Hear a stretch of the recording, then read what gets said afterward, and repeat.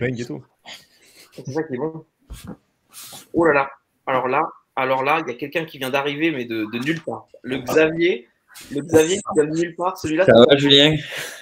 Salut Xavier. Les Julien, pardon. Ouais, salut, salut. Oh, purée, ça vient de loin, ça. Ça fait longtemps, hein? Ah, ça fait un bail. Mais ça fait plaisir. Eh oui. Ah, bah oui. J'aurais pas eu ce sourire-là si ça faisait pas plaisir. Hein. Comment ça va les autres? Genre mon banquier ou un truc comme ça, j'aurais fait. Ah Là, oui. là, Xavier, ça va. Je suis content. Voilà, voilà. Alors,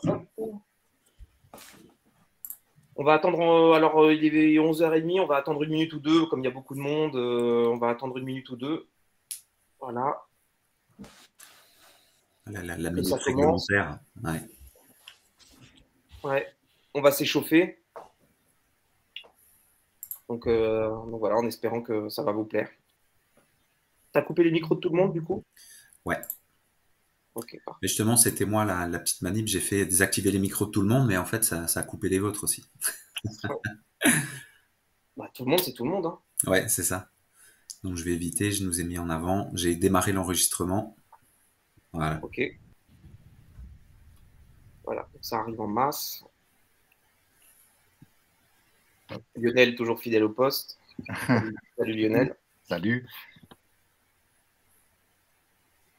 Par contre, je vais devoir partir à midi. C'est pas grave, tu paieras l'apéro. Mais j'y vais justement avec le Rugby Club ni moi. Je suis au club à faire. Je vais te faire de la pub là-bas. Vas-y mollo Lionel quand même. Vas-y mollo. Ah non, c'est le week-end de tournoi là. Alors ça va. Surtout que ça bon, va. par contre, j'ai mis tes micros coupés aujourd'hui Lionel. Ah merde. Ah, tu m'as mis le micro coupé? Ouais, faut mettre micro coupé. Voilà, voilà. Bon, bah, on va commencer un petit peu. Ça fera venir les autres. Eh ben, bonjour tout le monde, bienvenue à cette Fine Customer Academy et ce 9e webinar qu'on va faire avec à chaque fois une nouvelle célébrité de LinkedIn. La célébrité est important, mais. Ouais, alors éteignez vos micros. Donc du coup, à chaque fois avec une nouvelle célébrité du monde de l'entrepreneuriat. Et aujourd'hui, on a l'immense chance d'avoir Benoît. Alors Benoît de Scaledia. Bonjour. Donc il va un petit peu se présenter, dire qui il est. Et aujourd'hui, l'objectif, c'est de savoir comment est-ce qu'on va prospecter sur LinkedIn, mais par un autre biais qui est le copywriting. Donc, c'est un gros mot et j'aime pas trop l'utiliser, mais c'est comment attirer une audience vers soi et jouer au billard pour transformer cette audience en client. Et puis, il va nous raconter toutes ses statistiques, ses meilleurs plans. Et à la fin, il y aura bien sûr une playlist métal qui sera mise en place, bien évidemment. Alors, salut Benoît. Ce sera pour vous faire partir. Bonjour à tous. Bonjour à tous, très, très content de vous avoir aujourd'hui. Merci Julien et Julien pour l'invitation, c'est top. Rapidement, du coup, je m'appelle Benoît, je suis CEO, je suis casquette executive officer chez Scalesia. On a toute une imagerie autour de la casquette et de la petite pousse qui devient arbre, je vous laisserai aller découvrir ça. Et nous, notre métier, c'est d'aider, on est une agence growth. Et nous, notre postulat, c'est qu'on ne fait pas pour, on fait avec, parce qu'on veut que nos clients reprennent le contrôle de leur croissance. Donc l'idée, c'est que on arrête cette idée de prestation, de sous-traitance, de quelque chose d'aussi complexe qu'une croissance entrepreneuriale, et on aide les clients à combler leurs lacunes pour aller chercher la croissance qu'ils méritent en les formant avec les meilleurs experts du game et avec une méthodologie qui est la nôtre, qui se décline en différents produits. Donc, on a de l'advisory, donc en gros du conseil exécutif. On a une communauté privée, on fait des bootcamps, etc. Donc, plein de choses très sympas. Mais nous, notre métier, voilà, on ne fait pas que du growth marketing, on fait de la croissance en tant que tel. Ok, super. Et le deuxième invité, c'est mon associé, celui que vous voyez un petit peu moins, celui qui est derrière les fourneaux, on va dire, chez Fine Customer. Et donc, c'est donc Julien, le deuxième Julien sur 3. Peut-être qu'un jour, on vous présentera le troisième. Et donc, voilà, l'idée, c'est tous les trois, on va discuter justement de cet aspect croissance, comment est-ce qu'on peut faire en utilisant LinkedIn à bon escient. Alors, je vais commencer, je vais juste me présenter rapidement. Donc, moi, c'est Julien, je suis le CEO de Fine Customer. Et Fine Customer, c'est un outil qui va vous permettre de prospecter dans le digital, en multicanal, et en s'appuyant sur LinkedIn aujourd'hui et sur d'autres sources demain. Et peut-être que Julien va faire l'intro même encore mieux que moi, puisque c'est aussi un des boss. Donc, vas-y, lance-toi. Non, ben merci, ouais, cofondateur de Find Customer avec Julien. Effectivement, Julien est plus sur le devant de la scène. C'est avec lui que vous allez avoir toutes les démos, effectivement la relation client. Moi, je suis un peu plus aux manettes dernières sur l'aspect plus produit et marketing.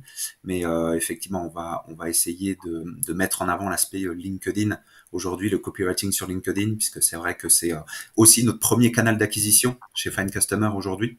On a le grand plaisir d'accueillir Benoît pour partager son expérience là-dessus. Mais ouais, très heureux d'être avec vous aujourd'hui. Et puis, je pense qu'on va attaquer dans le vif du sujet à partir de maintenant. Peut-être expliquer, Benoît, toi, ta vision du copywriting. Le copywriting, c'est quoi? Et puis, on va enchaîner là-dessus. C'est carrément. Alors, le copywriting, c'est déjà, il faut resituer ça dans tout le continuum qui permet à une boîte de grossir. Donc, il y a 5 piliers qui permettent à une boîte, n'importe laquelle, même une association loi 1901, même une ONG, de grossir. Ça va être son marketing, comment elle se positionne, quelle est sa brand, sa distribution, son étude de marché, comment elle fait en sorte d'avoir de l'information en continu. Ensuite, ça va être son produit, donc son offre, son service, comment elle fait en sorte de l'améliorer, donc avec une méthodologie qu'on appelle product management. Ensuite, il y a le revenu, comment elle fait en sorte de monétiser tout ça, comment elle fait, voilà, par quels moyens opérationnellement, est-ce que c'est du sales, est-ce que c'est des pages de vente, voilà, donc tout l'outillage et toutes les équipes qui vont aller là-dessus directement au contact du client pour signer des contrats. Et après, on a la partie growth, c'est comment on orchestre cette croissance, comment on l'automatise, comment on l'expérimente, comment on rajoute vraiment cette touche méthodologique et ingénieriale. Et après, autour de ça, il y a tout le système entrepreneurial, c'est la vision, la mission de l'entreprise, ses valeurs, sa culture, les gens, donc la partie people. Là, très schématiquement, je vous ai fait vraiment un aperçu de notre méthodologie de croissance et qu'on appelle holistique. Donc l'idée, c'est qu'une croissance, c'est vraiment quelque chose qui va concilier tout ça. Et le problème, c'est que dans la plupart des boîtes, on se retrouve avec des gros déséquilibres. Donc, on va avoir des boîtes qui sont très très fortes pour faire du marketing mais qui ont un produit tout pourri, ou alors des boîtes qui sont très très fortes pour faire du produit mais qui vont être nulles pour le vendre. Et donc, l'idée, c'est d'homogénéiser tout ça, de voir tout ça comme un écosystème qui doit grossir de façon homogène et cohérente. Et donc, maintenant qu'on a dit ça, on peut aller voir un petit peu plus en détail sur le côté marketing. Okay, donc, marketing, encore une fois, c'est le positionnement, c'est le branding, donc la stratégie de marque, l'étude de marché et la distribution. Et au sein de cette distribution, on va avoir le copywriting. Et le copywriting, c'est quoi? C'est l'art d'écrire pour vendre, c'est l'art d'écrire pour susciter de la conviction, donc un changement dans l'état d'esprit, un changement dans la psyché de l'interlocuteur, et pour le persuader, pour l'amener à réaliser une action.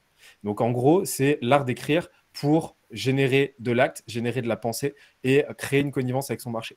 Et en fait, il y a 2 types de copywriting. Il y a le copywriting de branding, donc le copywriting qui sert à véhiculer une image de marque, qui sert à véhiculer ce qu'on a dit tout à l'heure, la mission, la vision de la boîte, ses valeurs, etc. Et on a le copywriting qu'on appelle de réponse directe, où là, en fait, on cherche à générer du business directement. Et en fait, ces 2 types de copywriting, ils sont très différents, mais qui doivent bien cohabiter. Il n'y en a pas un à utiliser au détriment de l'autre, parce que les 2 se nourrissent, en fait. Donc ça, c'est vraiment la base. Et en fait, le copywriting,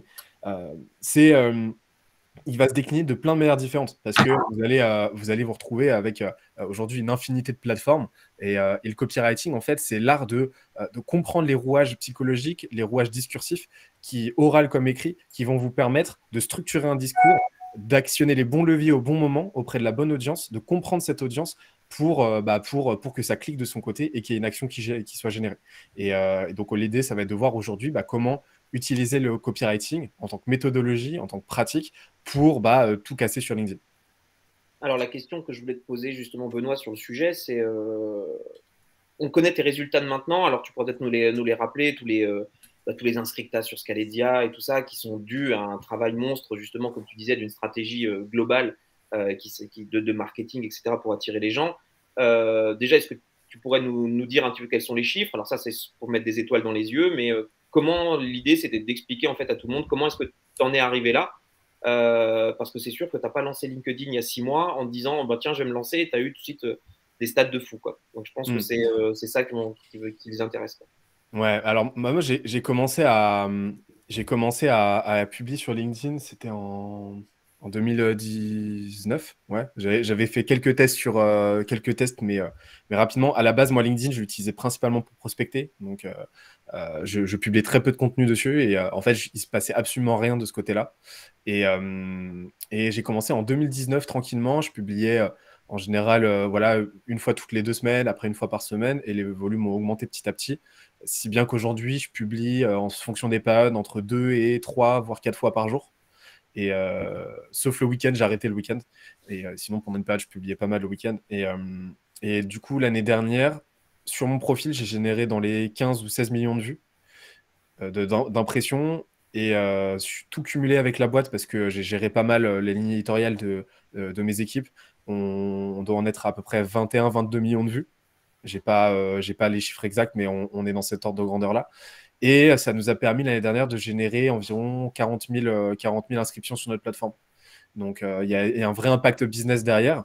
Et donc, si vous allez sur skillesia.co, vous allez voir un petit onglet qui s'appelle le campus en haut. Et bah, en fait, sur cette plateforme-là, on a généré environ 40 000 inscriptions sur le cours de l'année dernière. Voilà. Et donc, en fait, aujourd'hui, on a vraiment poncer le truc de sorte que on sait qu'aujourd'hui, quand on publie, on va générer sur le temps long tant de chiffre d'affaires, quoi. Et donc ça, c'est plutôt cool.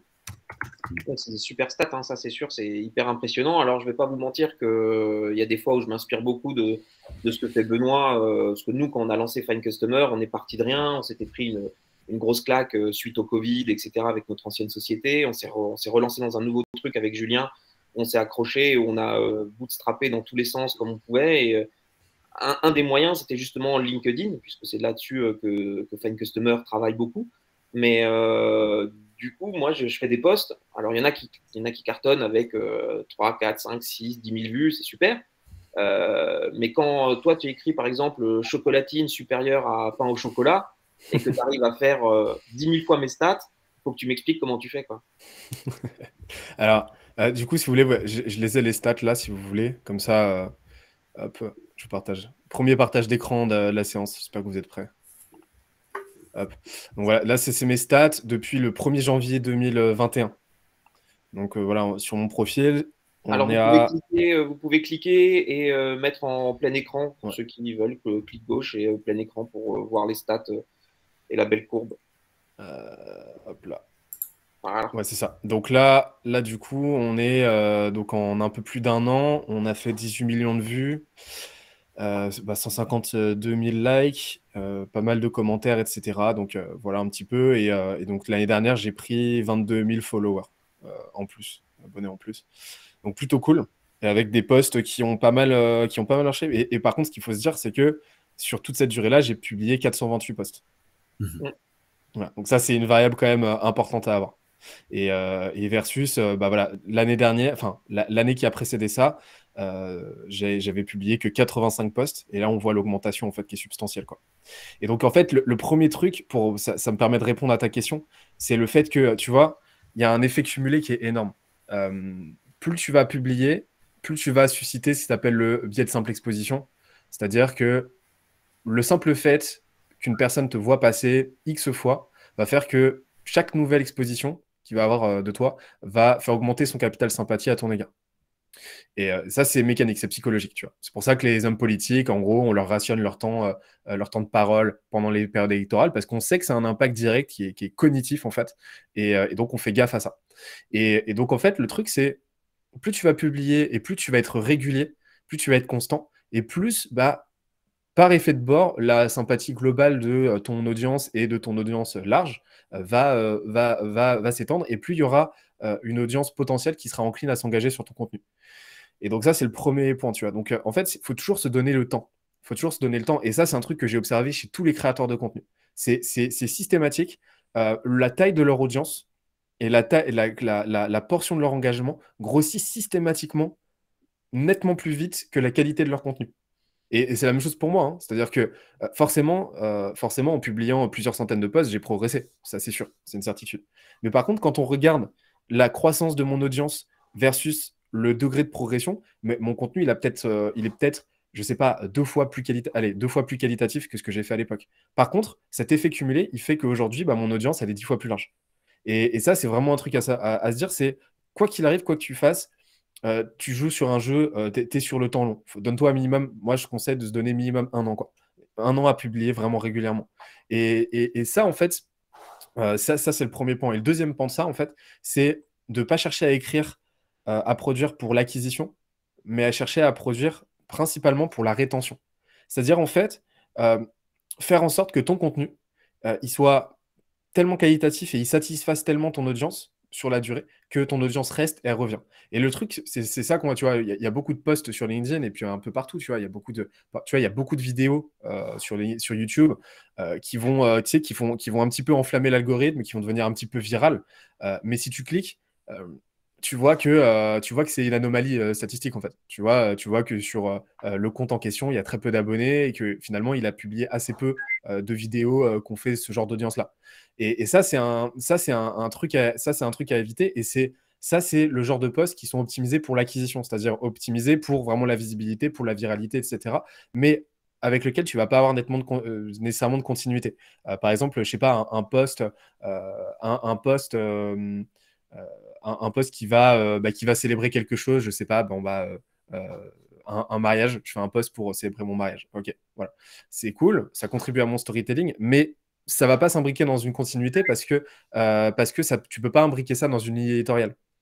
L'idée, en fait, c'est de concevoir une ligne éditoriale qui fait que les posts vont s'imbriquer les uns dans les autres et qui fait que tu vas pouvoir continuer d'apporter de la valeur sur des thématiques précises et que les gens, en fait, vont vouloir continuer de bénéficier de cette valeur à ton égard. Et en fait, petit à petit, ce qui va se passer, c'est que tu vas avoir une portion toujours grandissante de gens qui vont être en recherche de ton contenu, en attente de ton contenu, qui vont s'engager plus facilement avec lui.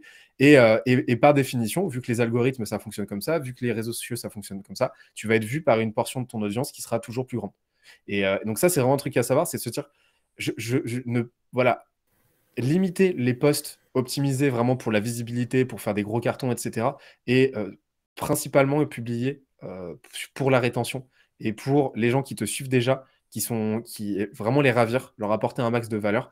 Et c'est là que tu génères aussi de l'organique et que les gens vont en parler autour de toi. Tu commences à être mentionné dans des posts et que tu élargis, enfin, et que tu capitalises sur ton statut d'expert, quoi. Je sais pas si j'ai répondu clairement. Ouais, après derrière, il y a forcément la question qui suit, c'est vraiment de se dire, est-ce que du coup quand tu postes, alors moi comme dit, j'ai essayé de suivre j'essaie de suivre ton rythme, ton exemple, et du coup derrière, je me suis dit en début d'année, tu vas poster une fois par jour. Donc c'est bien, c'est une bonne stat, c'est cool. Arrivé mon fils, le boulot, la croissance de la société, etc., etc. Donc du coup, c'est revenu à 2 fois par semaine. Mhm. Et du coup, mes statistiques restent bonnes puisque j'essaie de faire du qualitatif plus que du quantitatif.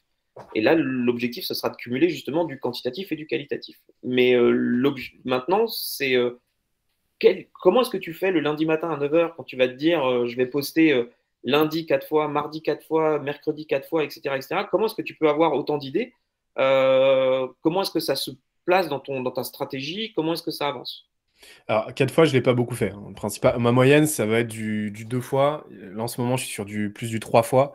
Mais vraiment, mon sweet spot, moi, c'est sur la durée, c'est 2 fois, tu vois. Il y a des gens qui vont publier encore plus souvent. Moi, c'est par pic, en fait. En fait, moi, j'aime bien quand c'est simple, tu vois. C'est pas facile de faire ça, donc je préfère y aller avec simplicité. Donc, avant, j'avais un Notion, tu vois. J'avais un Notion avec un calendrier, etc. Tu vois, je planifiais mes posts à l'avance et je me rendais compte qu'en fait, j'arrivais pas à suivre mon calendrier parce que finalement, j'avais pas envie de publier mon post à ce moment-là. Donc, du coup, je le changeais. Et puis, au final, c'était le bordel. Maintenant, moi, ce que je fais, c'est tout bête. J'ai un bloc-notes. Tu sais, j'ai mes notes c'est Apple. Tu sais, t'as Ouais, ouais. l'application Notes qui est reliée à mon téléphone. Donc, les deux sont reliés par le cloud. Et en fait, dès que j'ai une idée, c'est super con, hein. J'en prends note, je l'épingle en fait, et donc j'ai toutes mes notes épinglées, c'est les posts que je dois soit écrire, soit que je dois publier. Et une fois que je les ai publiés, ben, je les désépingle. Donc en fait, je sais que j'ai un backlog de X posts, donc là je dois en avoir peut-être une cinquantaine, soit des idées, soit des posts que j'ai déjà rédigés, que je publierai plus tard parce que j'ai pris le temps, ou alors c'est des inspirations soudaines. Et en fait, ça me permet d'avoir un endroit dans lequel, avec très peu de friction, dans lequel je peux noter toutes mes idées, et ça me permet de continuellement stimuler la créativité. En fait, il faut voir la créativité comme un muscle. Euh, plus vous allez la stimuler, plus vous allez l'écouter, l'utiliser, plus elle va s'hypertrophier, plus vous aurez des idées. Et si vous cumulez ça avec de la curation constante, des discussions avec des gens, etc., et ben vous allez avoir constamment des idées. Et moi, je vous conseille d'avoir un endroit dans lequel vous allez noter dès que vous avez une idée, bim, allez-y en fait. Et si vous rajoutez de la friction, si c'est galère, vous n'allez pas le faire. Et là, vous allez perdre le fil. Et c'est là que votre créativité s'atrophie. Et ensuite, c'est la répétition en fait. Vous allez vous rendre compte que vu que c'est un muscle, plus vous allez écrire, plus vous allez avoir des idées, plus les idées vont venir. Et puis après, il y a des petites, voilà, il y a des petites astuces. Typiquement, on va faire ce qu'on appelle du repurposing. C'est-à-dire que tous les mois, je vais chercher mon contenu des 5-6 derniers mois, enfin d'il y a 5-6 mois en fait. Je vais regarder celui qui a bien fonctionné, celui que j'aurais aimé fonctionne un peu mieux. Et en fait, je vais choisir quelques postes comme ça et je vais les reformuler. Je vais les réécrire, mais garder le fond en fait, et je vais les republier. Parce que forcément, au bout d'un moment, déjà, il y a beaucoup de gens. Mon audience a grandi entre-temps. Il y a forcément énormément de gens qui n'ont pas vu à ce moment-là ce que j'avais à leur raconter. Et donc, je revalorise mon propos et ça me permet de compléter ma ligne éditoriale. Donc en fait, au bout d'un moment, quand vous en êtes à une base de données de plusieurs centaines de postes, forcément, vous allez pouvoir retourner en arrière et reprendre, repuiser dans ce corpus-là, quoi. Et c'est là que vous créez encore une fois un effet cumulé où, quoi qu'il arrive, ce sera toujours de plus en plus facile de publier. Mais moi, si vraiment je peux vous donner un conseil, c'est ne cherchez pas la qualité en premier, cherchez la quantité. Parce que c'est la quantité qui va amener la qualité. Parce que c'est ces répétitions, ces petits paris, ces itérations constantes qui vont permettre de voir déjà à quoi votre audience réagit et vous de créer cet habitus et de cristalliser un vrai style, quoi. Et c'est là que vous aurez des résultats. Mais cherchez pas à vous dire, OK, je vais commencer par publier, voilà, genre, je vais prendre une demi-heure pour écrire mes posts, etc. Non, allez-y vite. Je vois des gens vraiment qui prennent 3 heures pour écrire des posts. Pour moi, c'est surtout pas, enfin, pour moi, c'est no-go absolu. Pour moi, un post, c'est 20 minutes d'écriture. Et si en 20 minutes, t'es pas content de ce que tu as produit, bah, soit tu décides de ne pas le publier, mais je te conseille pas, soit tu le publies et tant pis. Si c'est un post pourri, c'est pas grave, de toute façon, personne ne le verra. Mais vraiment, un post, ça ne doit pas prendre plus de 20 minutes, à mon sens, à écrire. Et en fait, fais avec ce que tu as, fais avec tes armes à l'instant T, en fait. Et petit à petit, tu peux progresser. On est d'accord, c'est vrai que la durée de vie d'un poste, ouais, c'est même pas une journée, hein, qu'on soit bien d'accord. Après, Bah, il y a certains posts qui vont avoir des durées de vie plus étendues, tu vois. J'ai des posts qui ont déjà fait 3-4 semaines, tu vois, de portée. Mais c'est des anomalies, tu vois, c'est des signes noirs. C'est parce que l'algorithme, à un moment donné, te kiffe et il te pousse. Mais en général, oui, ça va plutôt être de l'ordre d'une journée, ouais. surtout J'ai s'il une ne marche question, pas. ouais, j'ai une question de Adam qui dit quelles sont les thématiques qui manifestent le plus d'engagement et sous quelle forme? Sondage, question, infostat. Alors, les sondages, il y a eu un petit buzz autour de ça. Là aujourd'hui, enfin, ça fait vraiment un moment que j'en ai pas mis des sondages, moi, que j'en ai pas fait. Mais c'est saoulant les sondages parce qu'il y avait des questions sur tout et n'importe quoi et je trouvais ça au bout d'un moment ça devenait super saoulant, vraiment. C'est ça. Moi, j'en ai fait quelques-uns en septembre. J'avais fait des super sondages, enfin des super stats. J'avais fait du 400 000 vues sur un sondage. C'était débile. Là, maintenant, les gens ont commencé à s'en lasser. Et c'est là qu'on voit que l'algorithme peut mettre les sondages en avant autant que vous voulez. À un moment donné, c'est toujours les utilisateurs qui finissent par avoir raison. Et donc là, en fait, maintenant, les formats qui portent, c'est, voilà, en fait, il faut que chaque élément dans ton post soit utile à ton audience. Il n'y a pas, tu vois, tout ce qu'on va te raconter sur l'algorithme. Oui, il faut faire des carousels, faut pas mettre de photos, faut faire que du texte. En fait, tout ça, on s'en fout. L'important, c'est que ce que tu vas mettre, ton image, ton visuel ou l'absence de visuel, en fait, ça serve ton propos et ça apporte quelque chose. Il faut que ta photo, elle serve un propos, elle raconte une histoire.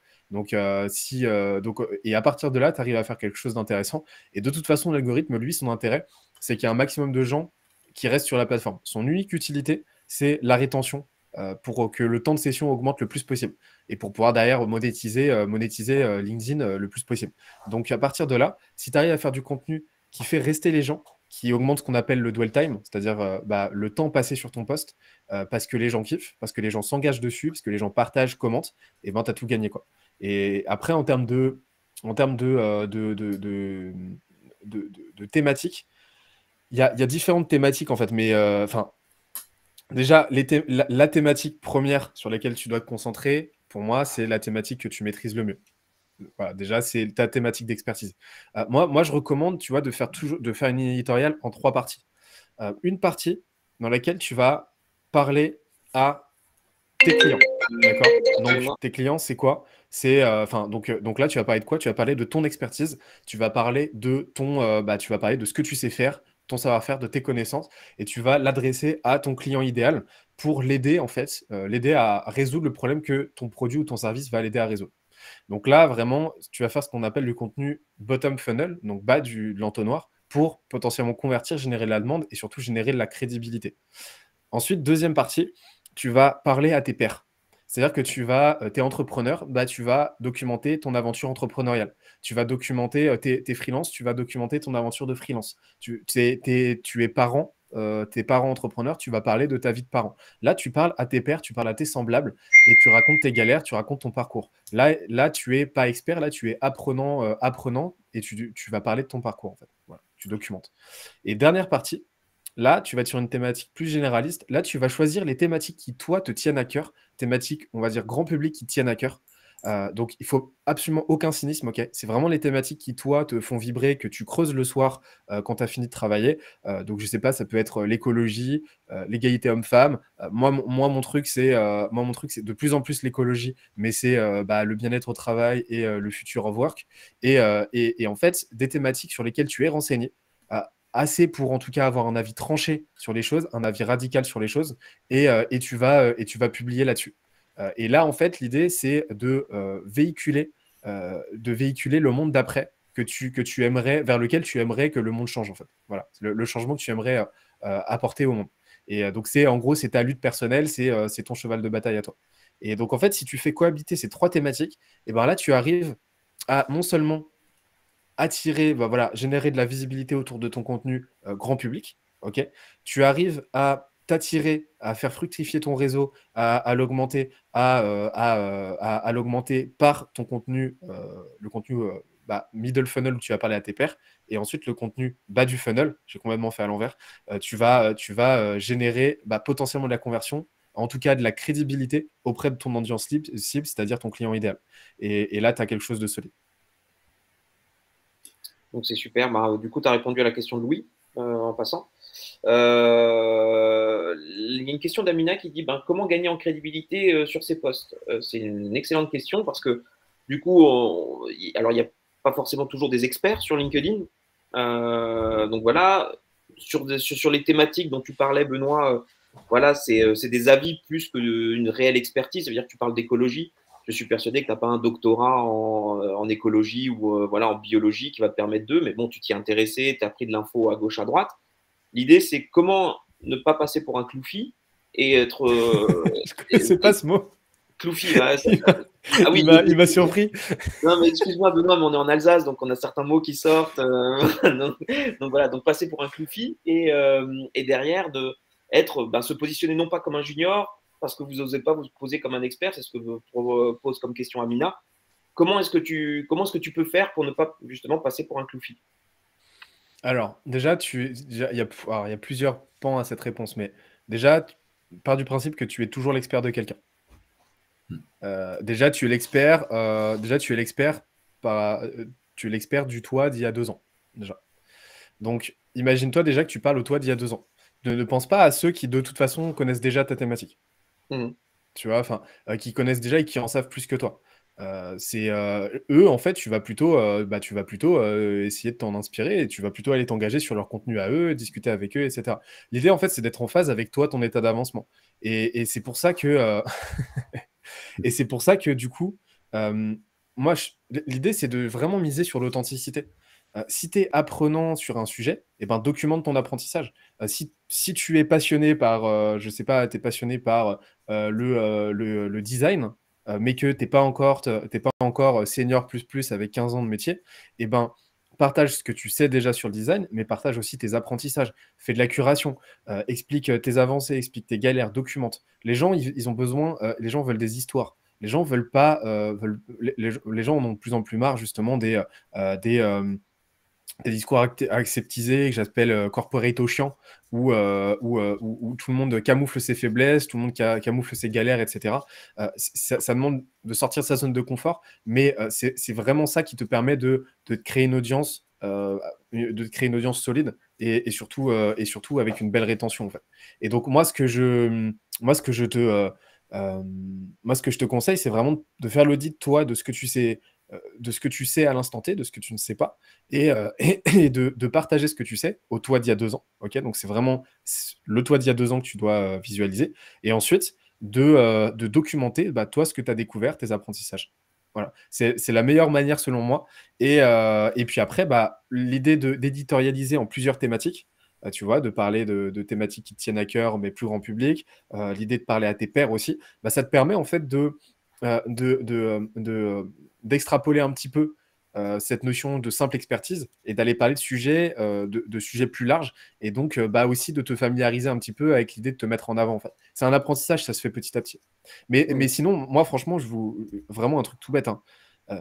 Si vous n'êtes pas à l'aise avec l'idée de vous publier du contenu de façon régulière, commencez par aller vous engager sur les contenus des autres. Vraiment, vous ne prenez pas la tête. Je connais des gens qui vraiment sont constitués des audiences, il y en a pas mal, qui vraiment sont constitués des audiences énormes et étaient déjà très connus sans rien publier, par le simple fait d'aller commenter des contenus à forte valeur des commentaires à forte valeur ajoutée, du LOL, etc.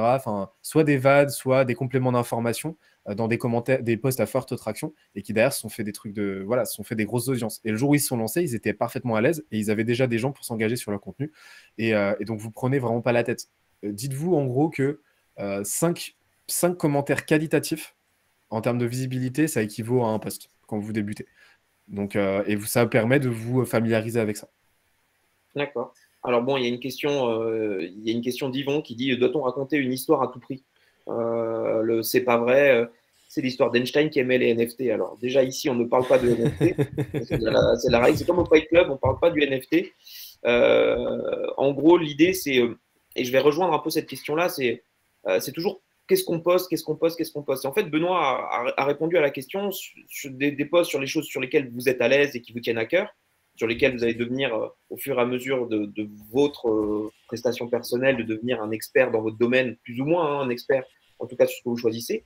Et si au cas où vous n'êtes pas à l'aise pour écrire 10, 15 lignes, 20 lignes ou un petit peu plus, effectivement, d'aller répondre en fait à une discussion sur laquelle vous avez un avis, et donc votre avis est important. Et certainement, votre avis est le même que celui de quelqu'un d'autre, et donc il va être d'accord avec vous, et c'est comme ça que vous allez créer votre audience. Maintenant, on en est à l'étape, on a créé l'audience. Ok, super. Là, moi, je suis Julien, j'ai 3000 personnes qui me suivent sur LinkedIn. Super. Maintenant, je crée des posts. J'en ai fait un ce matin qui a l'air de plutôt bien fonctionner. Ça réagit sur mon sentiment vis-à-vis de ce qui s'est passé en Ukraine, ce qui se passe en Ukraine actuellement. D'ailleurs, j'ai une pensée pour eux en passant. Et du décalage qu'il peut y avoir. Et l'idée, c'est, OK, je fais ça, ça a l'air de marcher. Comment est-ce que justement dans ton funnel, à la fin, moi, mon objectif, c'est par exemple avec Find Customer, d'extraire les likers d'un post, et je vais certainement pas le faire sur l'Ukraine en leur disant ah, je vois que vous avez liké mon post sur l'Ukraine, je suis très content, pouvons-nous, en automatisant le message, tu vois, pouvons-nous discuter parce que c'est un sujet qui pourrait créer des synergies entre nous, parlons de l'Ukraine ensemble. Je me vois mal faire ça, tu vois. Je suis commercial, je me vois mal faire ça. Donc du coup, à un moment, quand tu es sur ta qualité d'email, de message LinkedIn, pardon, à quel moment tu places pour toi Scaledia, et par exemple pour nous, à quel moment on peut placer Find Customer? Alors, moi, je t'avoue que nous, ça fait vraiment un moment qu'on n'a pas fait d'outbound, tu vois. Donc, on n'a pas prospecté, tu vois, de façon proactive sur LinkedIn. Je l'ai beaucoup, beaucoup fait à l'époque, et donc j'ai pas mal poncé le sujet et j'ai pas mal d'insights à donner.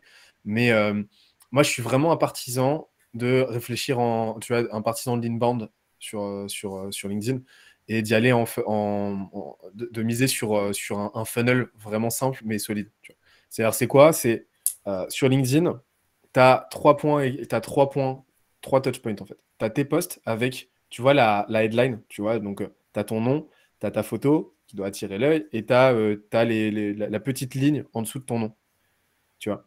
Ça doit donner envie aux gens de visiter ton profil. Ton profil, ensuite, il doit être bien optimisé pour que ton audience cible, tu vois, c'est vraiment pas un CV, c'est une page de vente, pour que ton audience cible se sente concernée ait envie d'en savoir plus et soit te contacte directement en DM, soit aille sur ton site. Et ensuite, ton site doit être aussi, lui, bien optimisé. Ta homepage doit être bien optimisée pour générer une prise de rendez-vous.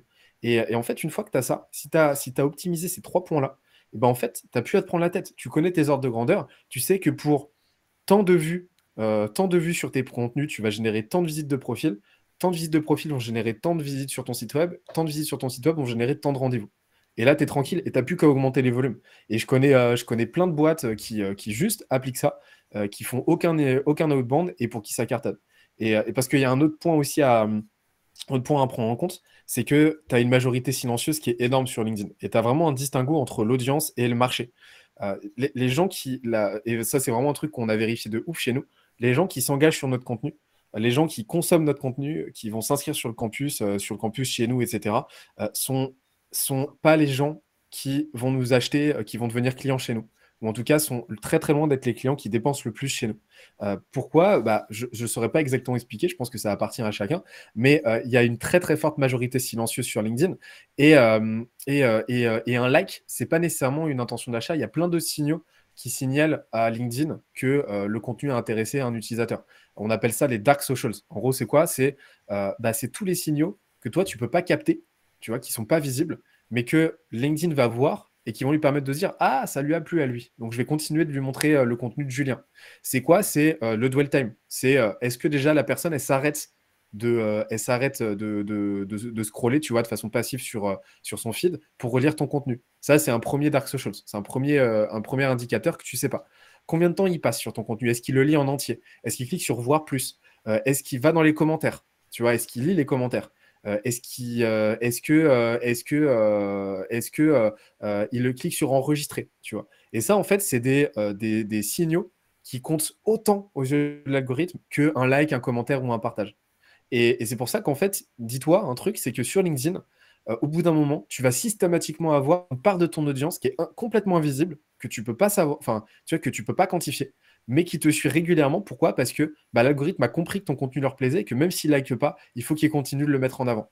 Et c'est pour ça que nous, quasiment systématiquement, nos clients, on voit que, tu vois, on a accompagné sur l'advisory, donc notre offre la plus intensive, etc., vraiment notre offre phare, tu vois. On a accompagné environ 80 boîtes l'année dernière. Tu n'en as quasiment aucune qui s'engageait sur notre contenu. Par contre, tous me disaient ah, ça fait 1 an que je suis Benoît, c'est trop bien, etc. Mais on allait voir, il n'y en avait quasiment aucun qui likait mon contenu, tu vois. Et donc, en fait, le like, ça peut être intéressant, mais c'est pas nécessairement une intention d'achat et ça te permet pas de voir l'entièreté de ton audience. Et ça, c'est un truc à prendre en compte. Et après, par contre, si tu veux tester des trucs, voilà, des petites automatisations pour aller t'engager avec les gens, voilà, créer la discussion avec des likers potentiellement qualifiés, ça oui, ça peut carrément le faire. Et là, moi, je te conseille d'expérimenter ça en priorité avant de faire de la prospection à froid parce que déjà tu travailles sur une audience à qui tu as déjà apporté de la valeur et tu as déjà une logique de réciprocité avec eux. D'accord, donc du coup nous par exemple tu vois on automatise et on n'a pas voulu lancer des scénarios, enfin, en tout cas chez Fine Customer on n'a pas voulu lancer des scénarios et c'est volontaire. Tous les gens, enfin beaucoup de nos clients nous demandent quand est-ce que vous allez lancer en fait des séquences. Et en fait, on met le frein à main. C'est surtout Julien, là en dessous, qui met le frein à main. Moi, je lui dis, bah oui, mais les clients nous le demandent, tu vois. Et en gros, nous, on a refusé ça parce que justement, quand tu crées une relation commerciale, je trouve que c'est relativement useless de lancer à gauche, à droite, machin chose, tout ça, et d'automatiser. Je trouve que ça dénature la relation commerciale. Tandis que d'y aller, franchement, voilà sur un post, voilà, et avoir un vrai icebreaker qui est, il a liké mon post, ou il m'a suivi, il m'a vu, etc., etc. Je trouve que c'est beaucoup plus intéressant. Et c'est ça qu'on prône, nous, en tout cas chez nous. Mais j'ai une autre question par rapport à ça. Voilà, un call to action à la fin de tes posts. Je pense qu'il va acquiescer, pas forcément, mais Benoît, est-ce que les call to action à la fin des posts, tu trouves ça pertinent ou pas? Bah, alors, il faut toujours finir un post en beauté pour moi. En fait, pour moi, j'ai plusieurs frameworks. J'aime bien finir soit en apothéose avec une punchline. Tu vois, quand tu fais des posts un peu inspirationnels ou des prises de position, j'aime bien finir avec une punchline, tu vois, vraiment un truc qui reste et dans lequel, tu vois, les gens vont commenter en faisant, tu sais, en citant le truc, en faisant wow, tu vois, j'aime bien. Ça, vraiment en mode battle rap, tu vois. Après, si t'as deux autres types d'actions. Tu as les call to action, comme tu l'as dit, où là, tu vas chercher à générer, en général, ça va être un clic, tu vois, vers un contenu annexe. Et après, sinon, tu as les call to conversation. Donc là, tu vas poser une question ouverte à ton audience pour aller s'engager en commentaire. Moi, c'est un truc que j'utilise très peu. Je connais pas mal de gens, par contre, pour qui ça marche, tu vois. Je sais, perso, tu vois, ça, c'est une de mes lacunes. Je suis pas extrêmement bon pour générer du commentaire. Moi, tu vois, c'est pas genre, je connais des gens qui ont des taux de commentaires, des pourcentages de commentaires beaucoup plus élevés que le mien, tu vois. Mais par contre, ouais, les call to action sont très utiles, tu vois. Et je te conseille soit de finir sur une punchline, soit sur un call to action. Et en général, le call to action, ça va être quoi? Ouais, ça va être pousser un contenu exogène. Donc, tu vois, une vidéo que tu as produite, un e-book ou n'importe quoi. Ça peut être aussi un truc, et ça peut augmenter le dwell time, c'est tout bête, hein, mais tu publies un complément à ton post en premier commentaire et tu mets un petit PS en mode PS, voilà, info bonus en commentaire. Les gens vont scroller, vont aller lire les commentaires et ça va augmenter le temps passé sur ton post. Donc il y a pas mal de petits frameworks comme ça, mais c'est vrai qu'il voilà, il faut systématiquement finir voilà, faut finir en apothéose. Il faut bien conclure tes posts. Et en fait, la structure, elle est toute bête, hein. C'est toujours une accroche forte. Donc, les premières lignes, les 5 premières lignes de ton post doivent rendre inévitable le clic sur voir plus. Donc, tu dois faire naître la curiosité chez ton audience. Donc, ça se travaille de différentes manières. Mais en gros, les gens, tu dois le rendre irrésistible. Donc, tu vas miser sur la curiosité. Tu vas donner déjà de la valeur c'est ce qui marche le mieux. C'est déjà donner un aperçu du contenu de ton post. Ensuite, tu vas, après le voir plus, développer. Donc là, tu peux raconter une histoire, tu peux enchaîner tu vois, sur une tension narrative, etc. Ou alors y aller en mode énumération, tu vois, bullet points, ou point 1, point 2, point 3. Donc là, c'est vraiment les posts pour apporter de la valeur. Et à la fin, tu vas systématiquement finir avec une conclusion, donc, comme je te l'ai dit juste avant. Ok, ben ça c'est top, hein. C'est vraiment top. Et d'ailleurs, je tiens à préciser que c'est comme ça qu'il m'a eu, parce qu'il a dit qu'il voulait dominer le monde en caleçon. Et j'ai répondu que c'était vraiment notre objectif aussi chez nous, hein, de dominer le monde et être en caleçon à la maison. C'était un post sur le remote, le full remote pour les entreprises. Donc voilà. On va y arriver. Ouais, bon, on va y arriver. On va y arriver. Moi, ma marque de fabrique, c'est les t-shirts un peu à la con. Moi, j'ai un t-shirt Rick et Morty. Toi, c'est la casquette. Du coup, Julien, on l'a pas entendu parler. Est-ce que tu as des avis, des questions par rapport à Benoît, à ce qu'il a dit? Ouais. Est-ce que tu as quelque chose à ajouter? Ouais, non, mais en fait, c'est vraiment pas mal parce que je m'étais fait toute une série de petites questions pour cadrer un petit peu l'entrevue. Et en fait, à chaque fois, tu enchaînes bien sur les sujets que je m'étais noté, donc c'est très cool. On voit qu'on l'a briefé. Effectivement, moi, de ce que je peux encore noter, ce qu'on pourrait peut-être apporter, c'est que il y a de la régularité à avoir. Et effectivement, la répétition, tu l'as dit. Souvent, je vois que avec plein de personnes, c'est qu'on a peur de se lancer aussi. On ne sait pas par où commencer. On entend toujours cette phrase il faut apporter de la valeur à son audience, mais en fait concrètement, qu'est-ce que ça veut dire apporter de la valeur? Comment je peux m'y prendre et comment vaincre cette peur de se lancer? Bah, en se lançant. C'est bête, hein, mais non, mais c'est vrai parce que, enfin, à un moment, tu vois, comment vaincre la peur du saut en parachute? Bah, en sautant, tu vois. Enfin, à un moment donné, il n'y a que l'action qui peut mettre fin à cette peur-là, et ça, c'est une constante tu vois, c'est une constante en entrepreneuriat d'une manière générale. C'est la peur, c'est un indicateur. C'est généralement l'endroit vers lequel tu dois aller, tu vois.